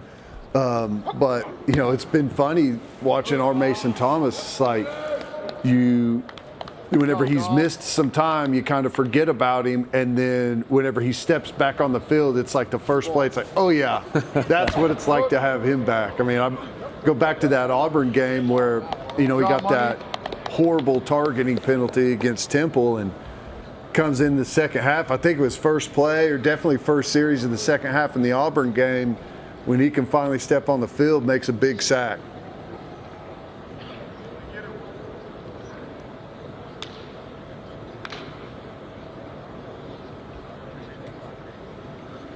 Once again, only two guys. It's tough. Yeah. Catch your breath, boys. Miguel Chavis, defensive ends coach for the Sooners. Yeah, give him some credit now.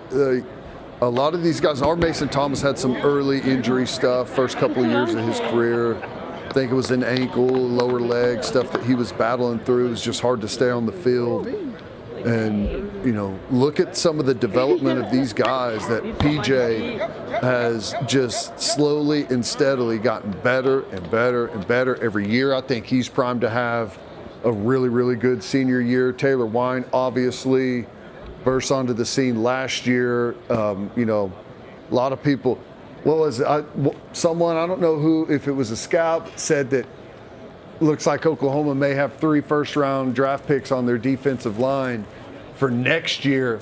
I don't know if that's the case, but I know we got some guys coming back, and the development hasn't it's not necessarily guys that just walked on campus and you said right away, like, that's an NFL guy. There's been a lot of really good development along the way. Bates and Chavis done a really, really nice job, along with the strength and conditioning staff. That's so important when you're talking about line of scrimmage guys. And I mean, the proof is in the defensive performance, right? We've had the last couple seasons, we've had some really good defenses, and I'm expecting them to continue to be really good. So is the head coach. Well, he runs the defense. And just with the conversation we had with him this week, I mean, he mentioned that maybe they don't have right now, before spring ball has started, all right, before training camp. We got a long time between now and when we kick this thing off in the fall. But, you know, their question right now is, okay, do they have the competitive depth that they had last year? Which is what made that group really, really good, especially along the line of scrimmage and in the secondary.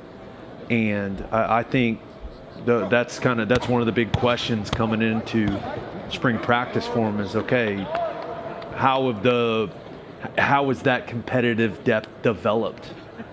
And it's going to be interesting to see what happens, because there's no doubt, you look at the starting 11, we're going to be really good. Yeah. Really, really good. But I mean, football's football. Guys go down. You can't have guys play every snap. One of the things that I think made our defense so good in 2025 was the ability to rotate guys, keep guys fresh throughout a long SEC season, especially. So I'm very curious to see if some of these young guys that have been in the program, been in the system now with Venables for a couple years, if everything starts to click for them, Ted. Yeah, I agree. Oklahoma. I hate this drill. I think this is the worst drill ever invented, but everyone does it. I don't understand it either. Like, I'm not a scout, I'm not a coach, but we just want to see how hard they can slap it and move it and do it again. Well, they put them so close together, it's like, I guess it's like when you're in traffic, but. Yeah, no, that you don't do that on a football field. No. But hey, what do we know? We're old. We're just sitting here talking. You know, to your point with defensive line and depth, 4 defensive linemen from Oklahoma invited to the combine. You know, there's your depth. You're going to have 4 guys rotate out. How do you replenish that? By the way, 4 was the most of any school in the country. 4 of Oklahoma's 10 combine participants were on the defensive line. So these are the guys, you know, even if they're not the headliners, and these 2 were not necessarily headliners, but it's that depth that you talked about, Gabe. Competitive depth and playing depth over the course of an SEC schedule. Yeah. All these guys get good snaps. Like we talked about, R. Mason went down. Jaden Jackson missed time. You know, there was guys that were in and out of the lineup throughout the season, and it was a weird situation where, like, typically you're really clued in to who's going to be the starters for like a defensive line, like whatever position group. With these guys, it really didn't matter. There was pretty much a high level of play no matter who was on the field at any time, which is incredibly rare as deep as they went. But all these guys, I think Marvin Jones Jr. had an excellent season, super consistent, technically sound, great against the run, solid as a pass rusher. I mean, same thing with all these guys. You just got the level of consistency. Really, we haven't seen it a long time here on the defensive line. This is more of a drill I'm interested in. Yeah, this would seem to be more what they want to see. Bam.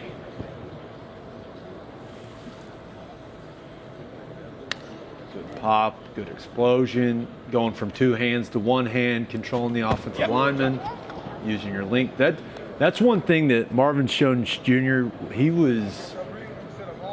Marvin Jones Jr. did a nice job of that throughout the season, locking guys out with that long arm, controlling guys.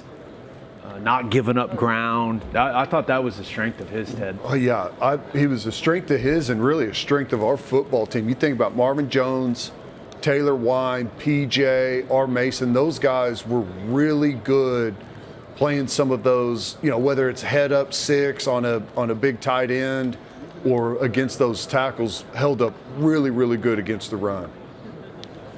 Numbers for Marvin Jones Jr. 6'5", 252 the weight, 34.5 vertical, 4.69 40-yard dash for him. Good numbers. And for Dominic Williams, 6'1", 302. Saw him put up 30 reps at 225 on the bench. Ted, let me know if you disagree with this. I think, like, when you see Marvin Jones Jr. in person, you're not blown away by his physical build. Yeah. But the tape's better than, like when you walk up on him physically. Yep. In my opinion, I thought he did some really good things this season. I thought he definitely gave himself a chance. I mean, he's going to get a chance. I don't know if he's going to be a draft pick or not, but there's going to be a lot of teams interested in seeing him in their camp at the very least. If he doesn't make it, maybe he is a draft pick. I don't know. He turned himself into a really solid, all-around defensive end in the SEC. Yeah. Which, we kind of questioned coming in. He had some nice pass rush moments, had some stand-up edge stuff that he had done. He'd bounced around a little bit, but Venables and crew, give them a lot of credit for getting him to just kind of dial in to the technique that's required to play the position at a high level and do it every down versus any situation, and he answered that call. What about his NFL heritage? His pedigree with his dad just being a great player, Butkus Award winner like yourself, was Marvin Sr., All-American at Florida State, and then 11-year NFL career for Marvin Sr. You're exactly right, Chad. That matters. Mm-hmm. I can tell you every single guy that has been, there's Jason Witten, Ted. That's what I thought. There he is. New tight ends coach at Oklahoma, Jason Witten. Got new members of the staff participating. Good. Ryan McCullough, the new running backs coach. Lamar Morgan, new cornerbacks coach. Jason Witten. Some exciting additions, man. It is. You combine coming off the college football playoff season, some of these new staff additions, the way that things are going on the recruiting trail. Yeah. #1 class in the country. Momentum, baby. And don't forget, momentum. Get your spring game is April the 18th at noon, right here. And this is something that really hasn't been discussed a lot, but with the change to the transfer portal window stuff, no longer a spring window, so it felt like spring games were dying. I think those are going to be back. They were meat markets. You put your players on display. Well, yeah, I think that was a big concern for a lot of coaches. Like, hey, I don't want everyone to be able to get a look at my players, get a look at what we're doing. But I think now that spring window is gone, I think you're going to see a lot of schools around the country get back to the intra-squad scrimmage style of a spring game, which I think is awesome because it's great for the fans. There's Jason Witten, center of your screen. Hall of Famer, Dallas Cowboys legend. Why would anyone with the Cowboys want to talk to that guy? I mean, it is crazy. It still doesn't feel real that Jason Witten is our tight end coach. I was doing a baseball game the other day, walked out of the press box, lifted my head up, and there's Jason Witten standing right in front of me. That was. Did you say hello, Mr. Witten? No, it was kind of like those stories at the Oscars where like maybe you run into Robert De Niro back. Felt that way. Ooh, we got Mateer throwing for the defensive guys. What a guy! Yeah. What a guy throwing for the guys on the other side of the ball. And you know what? But that's a phrase that comes up with Mateer, isn't it? What a guy! Well, just from what I've gathered from spending time around him for the season he was there, and then spending time around his teammates, he just seems like one of the homies. Mm-hmm. Seems like one of the guys at which going back to My what life these is at scouts are looking 31%, for, so I'm gonna have to change it back. that's what all of these organizations want in a quarterback. The guy that can take control of the room, but the guy that can also fit into the room. We've said it. He has a Baker Mayfieldian type of quality in that regard. No doubt about that. And Now, back-to-back #1 overall picks for the Sooners, Baker Mayfield and Kyler Murray at and quarterback. he's got all the tools, man. If he's able to Healthy. stay healthy, number one, I think we're going to have better weapons around him this season. Running game's the key. Running game's the key. I think the tight end position, the overhaul in that room is going to be extremely important. I think that'll allow Ben Arbuckle to do a lot more things offensively that we couldn't do last season. I mean, Mateer should be in the conversation for best quarterback in the country, and I know that it's been for like 2 years where people have been talking about what this quarterback draft class is going to be for the 2027 NFL draft, and it's going to be loaded. But I think Mateer's got all the tools to be the type of guy that we're talking about as a first rounder. I mean, he's got all the leadership qualities. He's got the athleticism. If the decision making can come along with all that stuff, clean up. I know when we talked to Venables, he said he's been working a lot on his fundamentals, his arm slot, his feet.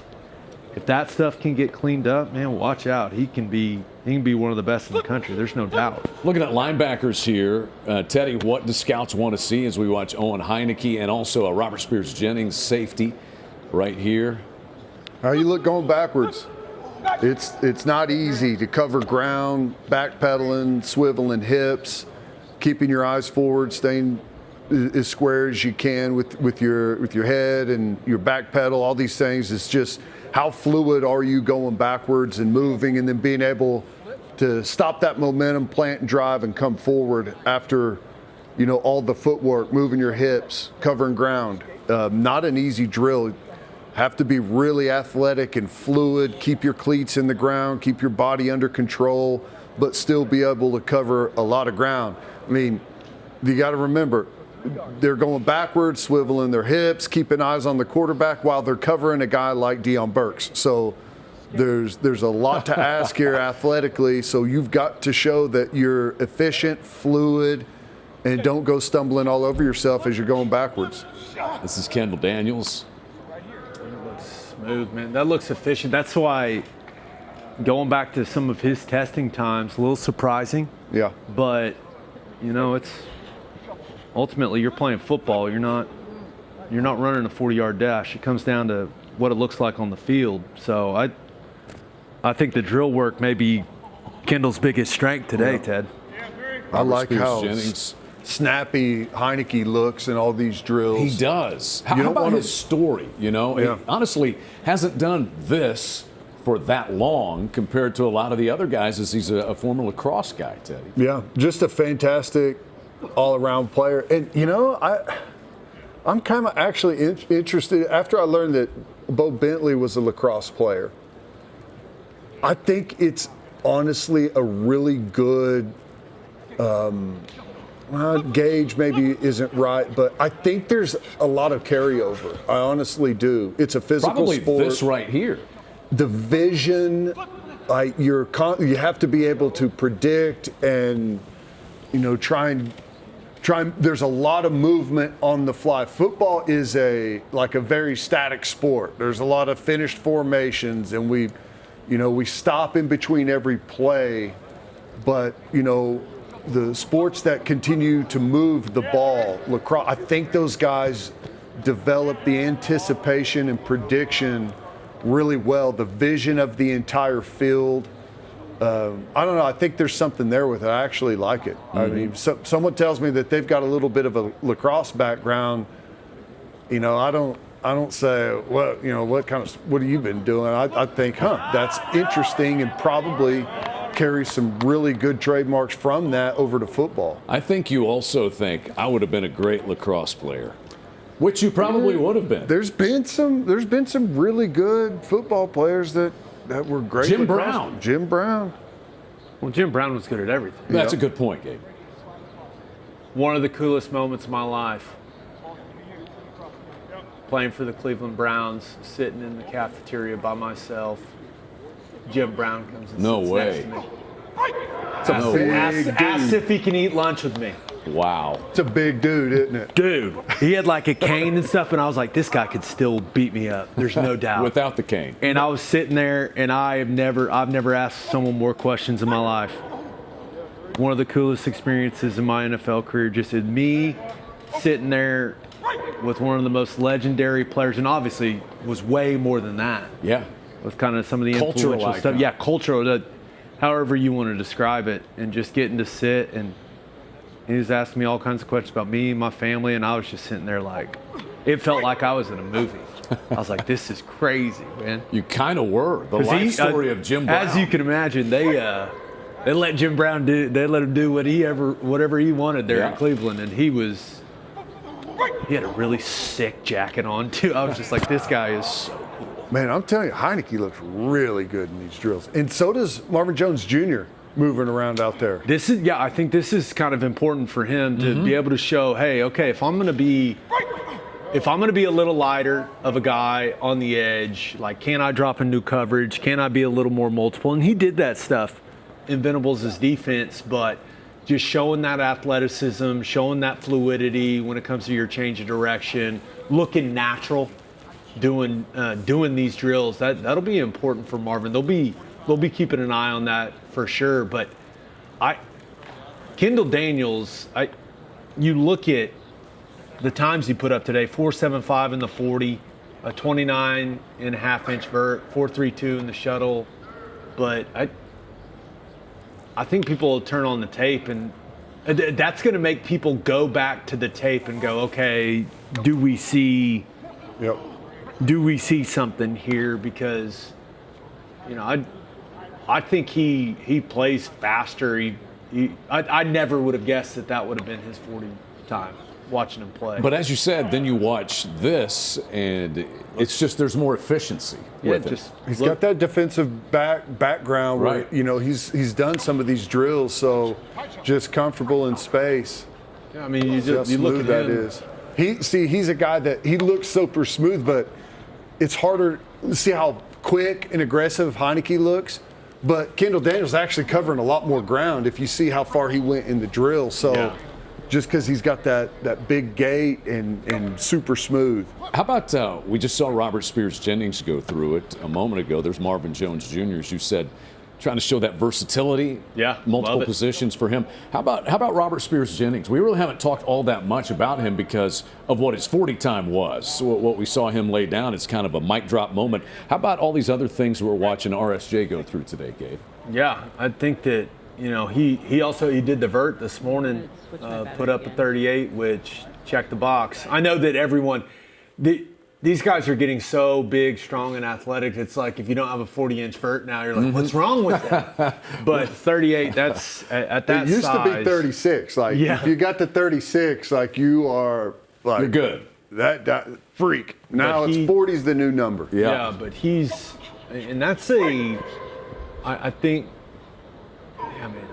Kendall looks smooth, man. But I think that for RSJ, it just all comes down to he runs really, really well, but I think a lot of people are going to view him as a box safety, Ted. Yeah, maybe. But and it helps that he ran so well at the combine.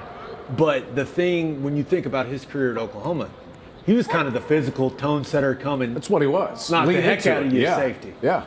It only helps that you can fly, So that's where I think a lot of people that play systems where they like to roll a safety in the box, get them into the run fit consistently.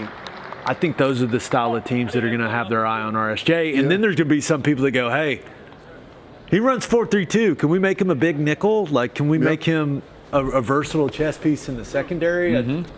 And if you run 4.3, you can play center field pretty good. And You can play anywhere if you run 4.3. A lot of it, too, you can't forget part of this is what does your position coach say about you whenever they talk to the scouts and to the, position coaches in NFL and all of these guys. Yeah. But RSJ, You listen to Brandon Hall talk about him, absolutely loves the guy, everything that he's about, has been super detailed for them. And, you know, that safety room, the competition there has been great. They got a bunch of really good players, and that's up the level there.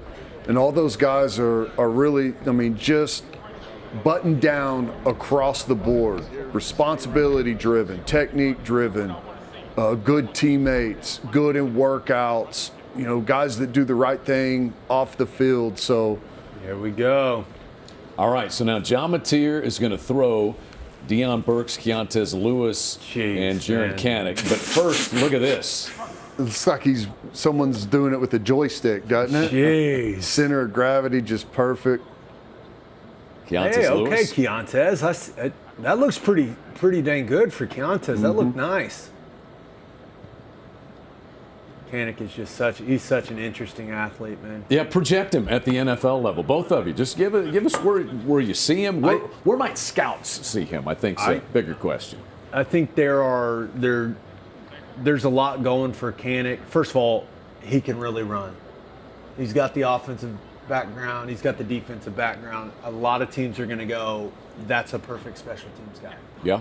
I think that ultimately, I think special teams is where he is going to butter his bread in the National Football League. But the more I watch him, I am intrigued about kind of like the idea of him slimming down a little bit and being like a jumbo slot. Now, some teams may view him more as a utility player, like a fullback. The ultimate example is Kyle Juszczyk in San Francisco.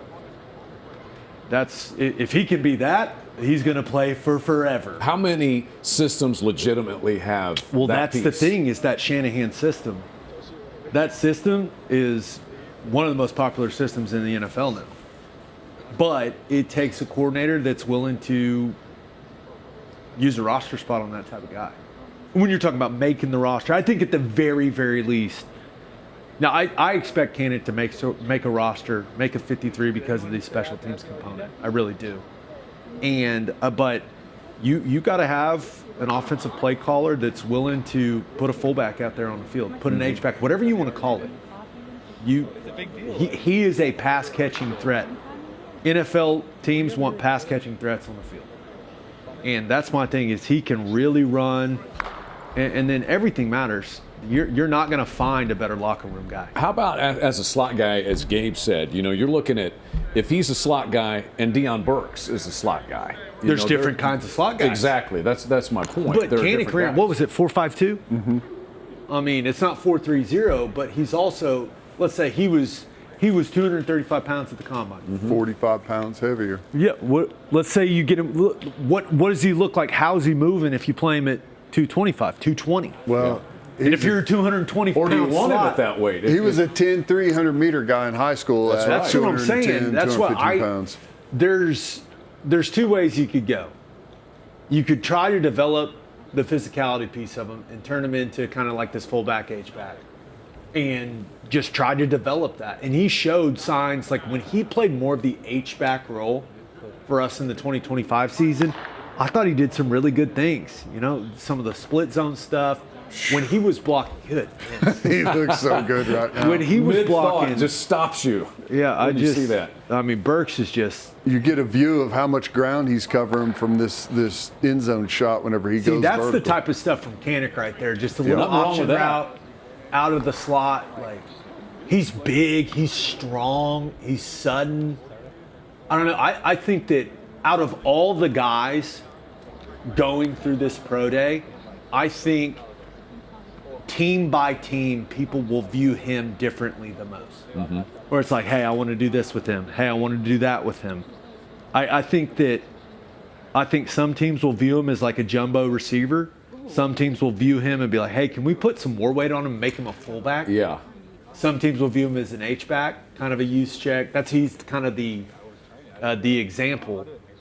But How big is Juszczyk? he can't be. He's got to be the same size as Kanak. Yeah. I'll look it up real quick. How big then for a guy like Kanak is? Where do you go? Where do you go? And do you get you get stuck with the team that's not really shaping you to what your eventual destination position-wise is going to be in the NFL. Yes, Juszczyk 6'2", 235. He's the exact same size. Same numbers, yeah. Yep. Ted, I mean, how about the special teams? now he went to element with Harvard Kenny? though, so you got to factor that in. Oklahoma's the Harvard of the Midwest. That's what everyone says. You have degrees. That's what from everyone here. says, Chad. Yeah. But I think Jaren Kanic's an NFL athlete. There you go. I think he's an NFL athlete. How much value and how many roster spots theoretically are you going to keep for a guy who starts as a number one special teams guy, Teddy? How valuable is that component? Where does it fit on an NFL roster? Well, I mean, you got to have bodies out there, and NFL's a little bit different. You're not going to be Myles Garrett's not running down on kickoff, okay? So although I'd like to see that. I would too. You got to find athletic, versatile players. Typically, your core special teams guys are running backs, linebackers, tight ends, safeties. Those are the guys that are going to be, the meat and potatoes of your punt return, kickoff return groups. So you got to have those bodies out there. And that's what one of the things that's so great about Kanik is teams go through issues. He can go play linebacker if somebody has a big injury problem. All of a sudden at linebacker, they need a Sam linebacker or something. It's just he brings a bunch of different tools to the table. And, there's some guys where it's a negative when people don't exactly know where you fit. And then there's other guys where it's a positive. And I think that's Kanik right now, it's a big positive working for him. Watching Deion Burks, watching Jaden Ott catch some balls out of the backfield also here, Gabe. Yeah, and that's something that, with the numbers he's put up today, teams are going to want to know how he catches the ball out of the backfield. Can he make plays in the passing game? That's a big component of NFL offenses. I still think the biggest question mark for him as a player will be pass protection. If you can't pass protect, you can't make it in the NFL. And that will be the biggest question mark teams have for him, along with, kind of how the 2025 season unfolded for him. Clearly that'll be a big topic as well, but he's clearly athletic enough to play in the National Football League and looks good catching it out of the backfield. One thing that kind of stood out to me is we're watching these guys that are going through their pro day, but Mateer kind of like with a noticeably more over-the-top delivery. Agreed. A lot less moving parts. And I was he looks big out there too, doesn't he? He's always he looks like a backer. He looks like a linebacker. That's how he looks. Like if you saw the guy and you walked up on him and you're like, hey, what position does he play? You would say inside backer. Yep. No, I agree though. It looks like watch how over the top it is. Instead of remember how sidearm. And he's clearly been working on it. It looks good, man. And his feet, there's just it's a much more. Those cleats are sweet. Fantastic. Yeah, it's a stripped down version of what we've seen of him in the past. I like it. Way calmer with those his look lower like body. some 1920s boxing shoes. Those are Jordan 11s, buddy. They're Best spectacular. basketball shoe ever made. I had the patent leather white and Carolina blue ones. Yeah. Iconic shoe. These are, but I know we're focusing on Burks, Ott, Kanik, but well, we also got a lot of we got our starting quarterback throwing, and he looks really good. Yeah. I mean, I know we've seen a handful of throws, but just the mechanics, and I'm not going to sit here and pretend that. Burks is peeling layers. We must be going deep. Dude, as I said, I would have done that long ago if I was him. I think that, I'm surprised it lasts this long, the way that guy looks.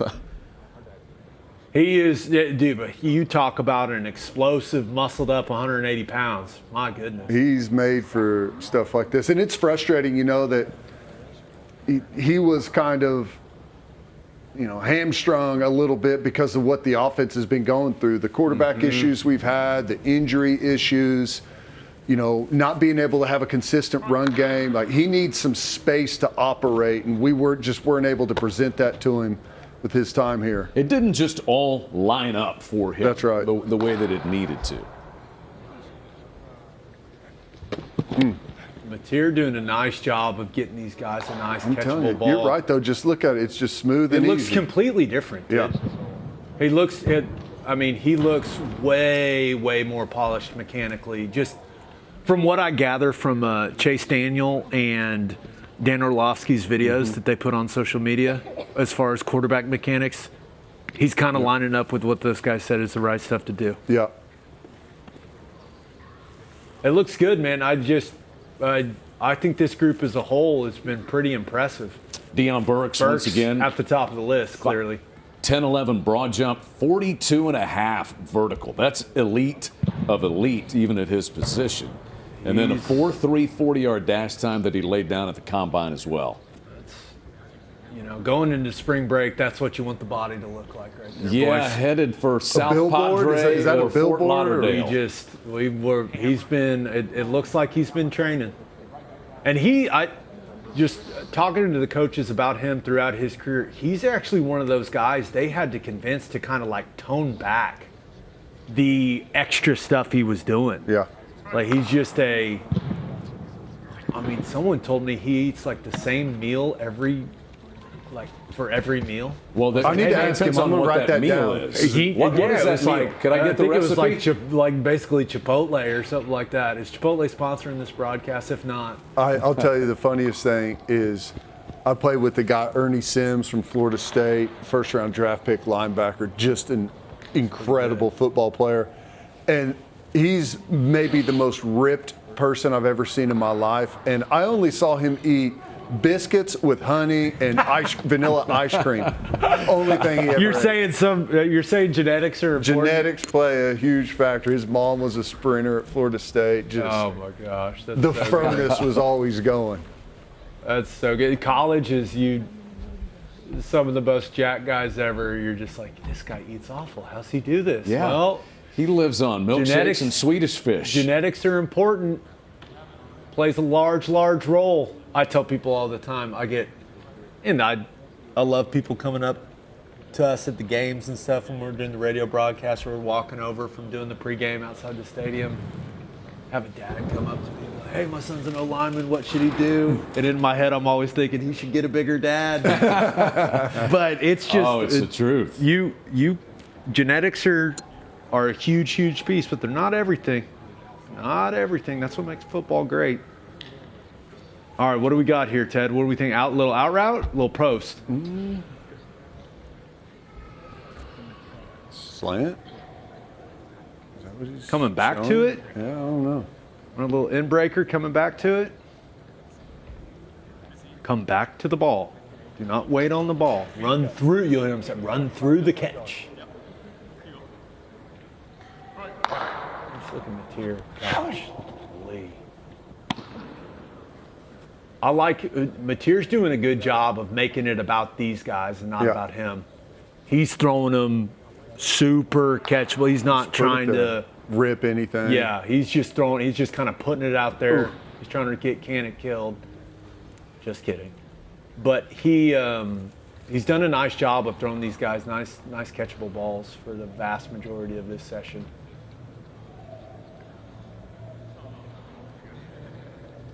Jared Kanik, just some of the other measurables for him. 6'2", 235 was the combine measurement. 9'11 broad jump. 34.5 vertical. And a 40 time of 4.52. Yep. I mean, 24 reps on the bench. Not that anybody's counting, but that's still pretty solid as well. he's a good athlete, man. Like I said, he's an NFL athlete. It comes down to, what team is going to really embrace his skill set and carve out a role for him. Which I'm hoping we get to see Kanik run a vertical route here from the tight end position. Yeah. Something where he can get up to top speed.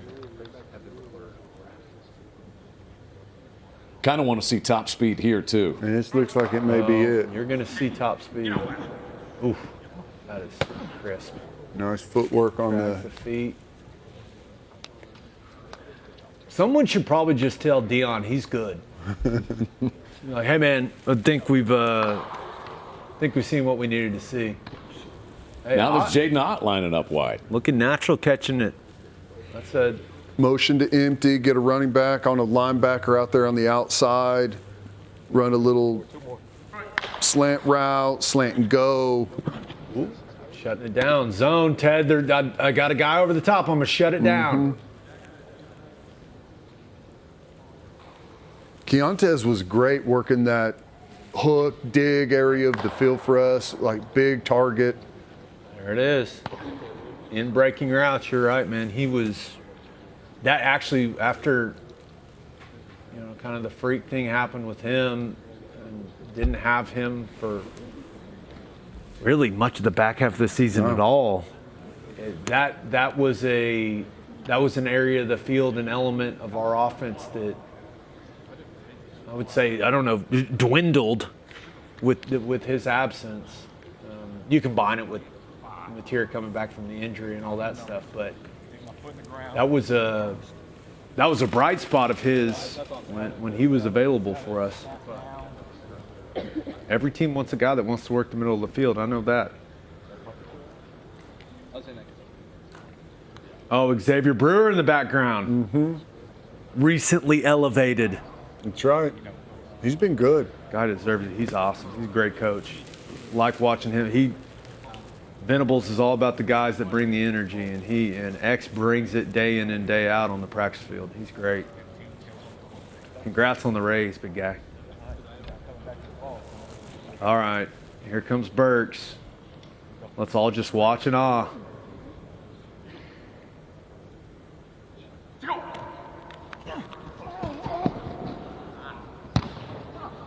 Caught it, little double catch. That's all right. That's that tough one where it's kind of jams you, where you can't get your hands on it great. Little Zorro there from Canick. Teddy's favorite route. Yeah.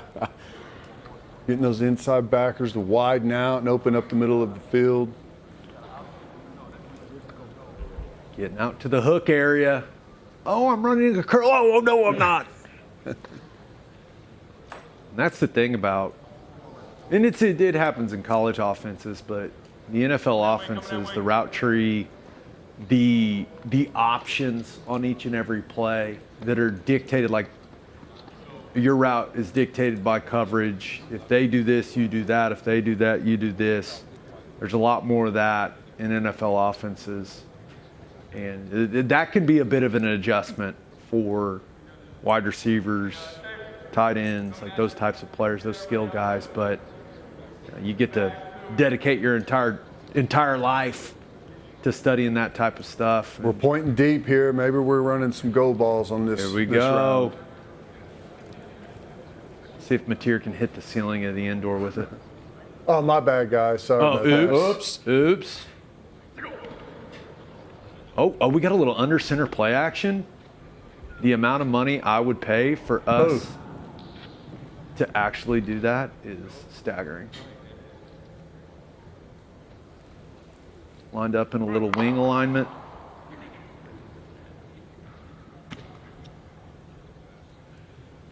Canick look like he's moving pretty good, man. Yep. He has like 1 and 2 pretty much doing the wide shots, so you're kind of just selling him like tight shots. Now Burks. A little slant and go, maybe. That's the last one before the kicker. Let out your split. Oh no, get the arm up. Oh, please get out of the way, everyone. It's a good ball. Yeah. He did a nice job though, kind of simulating like he was stacking the defender. Attention to detail stuff, that's good. Little wheel.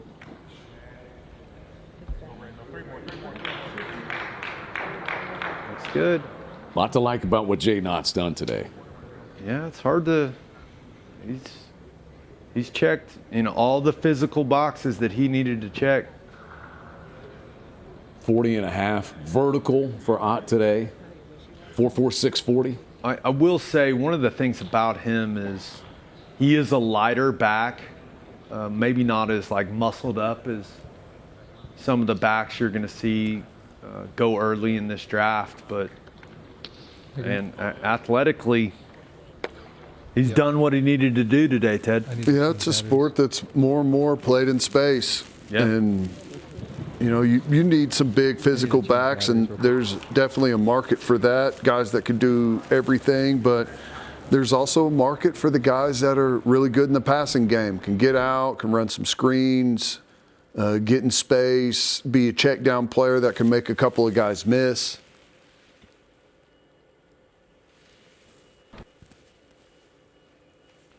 I'm going to call it how I see it here. We could probably just do this 10 yards back and not have to move everything in the end zone. Probably would have been okay Just about where we were. just pretend the 10 is the end zone. That would be my preference. I get the premise, grab. but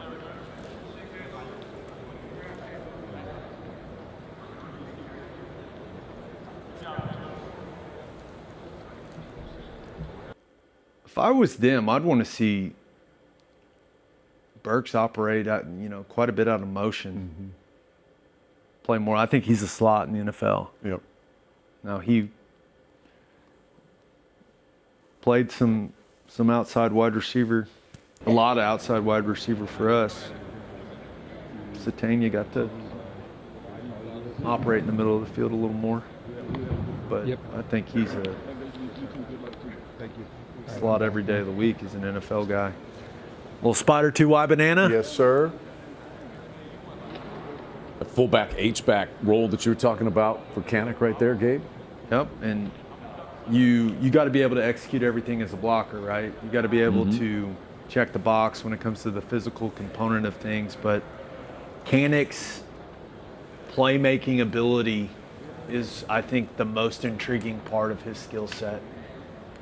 You're always looking for creative ways to get athletes the ball in space. And how many times do we see the first guy tool him out in the flat make the tackle? Zero. Almost never.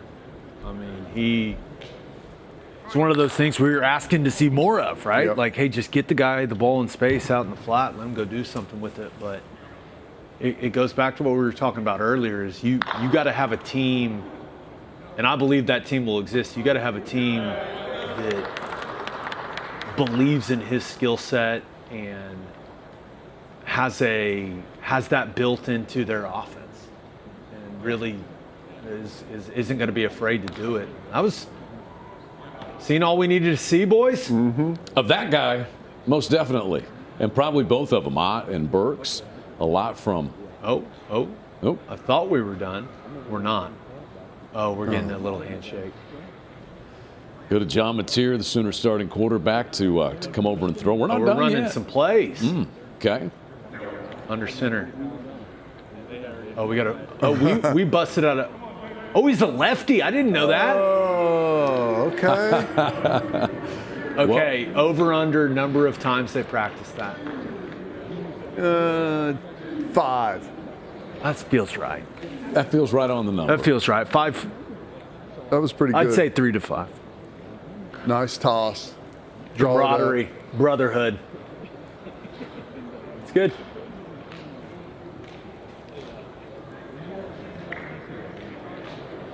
Sum it up for all of these guys. I mean, Keontez Lewis shows you what you need to see from him.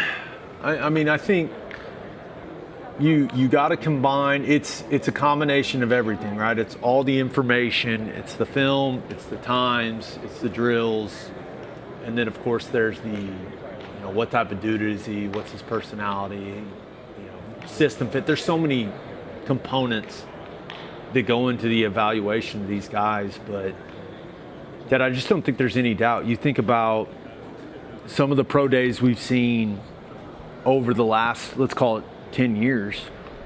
It's clear to me that the caliber of athlete that we're getting into this program it's ramping up, and that's a good thing.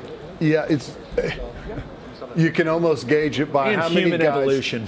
Well, how many guys aren't actually doing pro day, right? That means that they've pretty much already done some really good stuff elsewhere. We're going to watch a little bit here. Austin Welch do some kicking. Just played a little bit, some kickoffs. I believe attempted one field goal this year. I want to point out also the role of Jim Nagy at OU as football GM, acquiring talent certainly for use at Oklahoma, but his connections with the past at the Senior Bowl and the NFL level and all those sorts of things. So important to have a guy that has both of those avenues available for players at Oklahoma, Gabe. Yeah, and Nagy he's a football guy, man. And I think that his staff and the coaching staff deserve a lot of credit.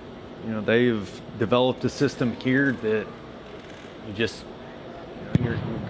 other teams are starting to do it. I feel like we're doing it the best at the highest level, and you can see some of the success that we're having on the recruiting trail currently. I think that's a product of that, but they have found a great balance between the front office and the coaching staff, and the one thing that those guys they're all incredibly competitive, and they all have a common goal. So I think that it's gone about as well as you could ask for it to go. Mm-hmm.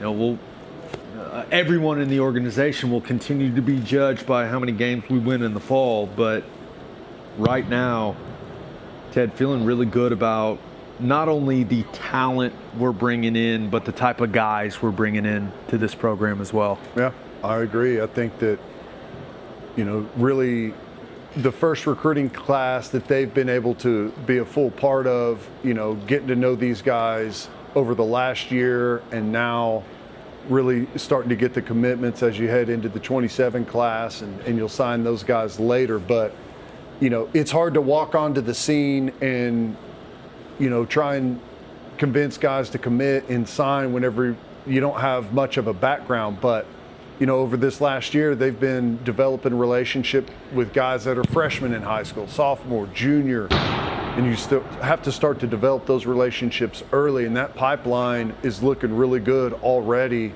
for the high school recruiting. And the transfer portal stuff, very intentional. The better the roster gets, the less, portal classes where you're going to have 25 guys that is, just a big amount of bodies coming in for depth, for, just your light at a position group. You figure it's going to be way more intentional as far as specific individual players that we can drop in and make us better right now, right away. Watching the final couple of kicks here for Austin Welch on this Sooner Football Pro Day. Thanks to Drew Hill for helping everything running smoothly out there, keeping us in line and on time out there. Don't you just back up to 60 and say, I can hit a 60-yarder, I'm done. This is what I got. If I could do it, absolutely. A reminder, the NFL Draft is April 23rd through the 25th, and the spring game, April 18th at noon at the Palace on the Prairie. For Teddy Lehman and Gabe Ikert, I'm Chad McKee. Thank you for watching Oklahoma Football Pro Day 2026. We'll see you next time.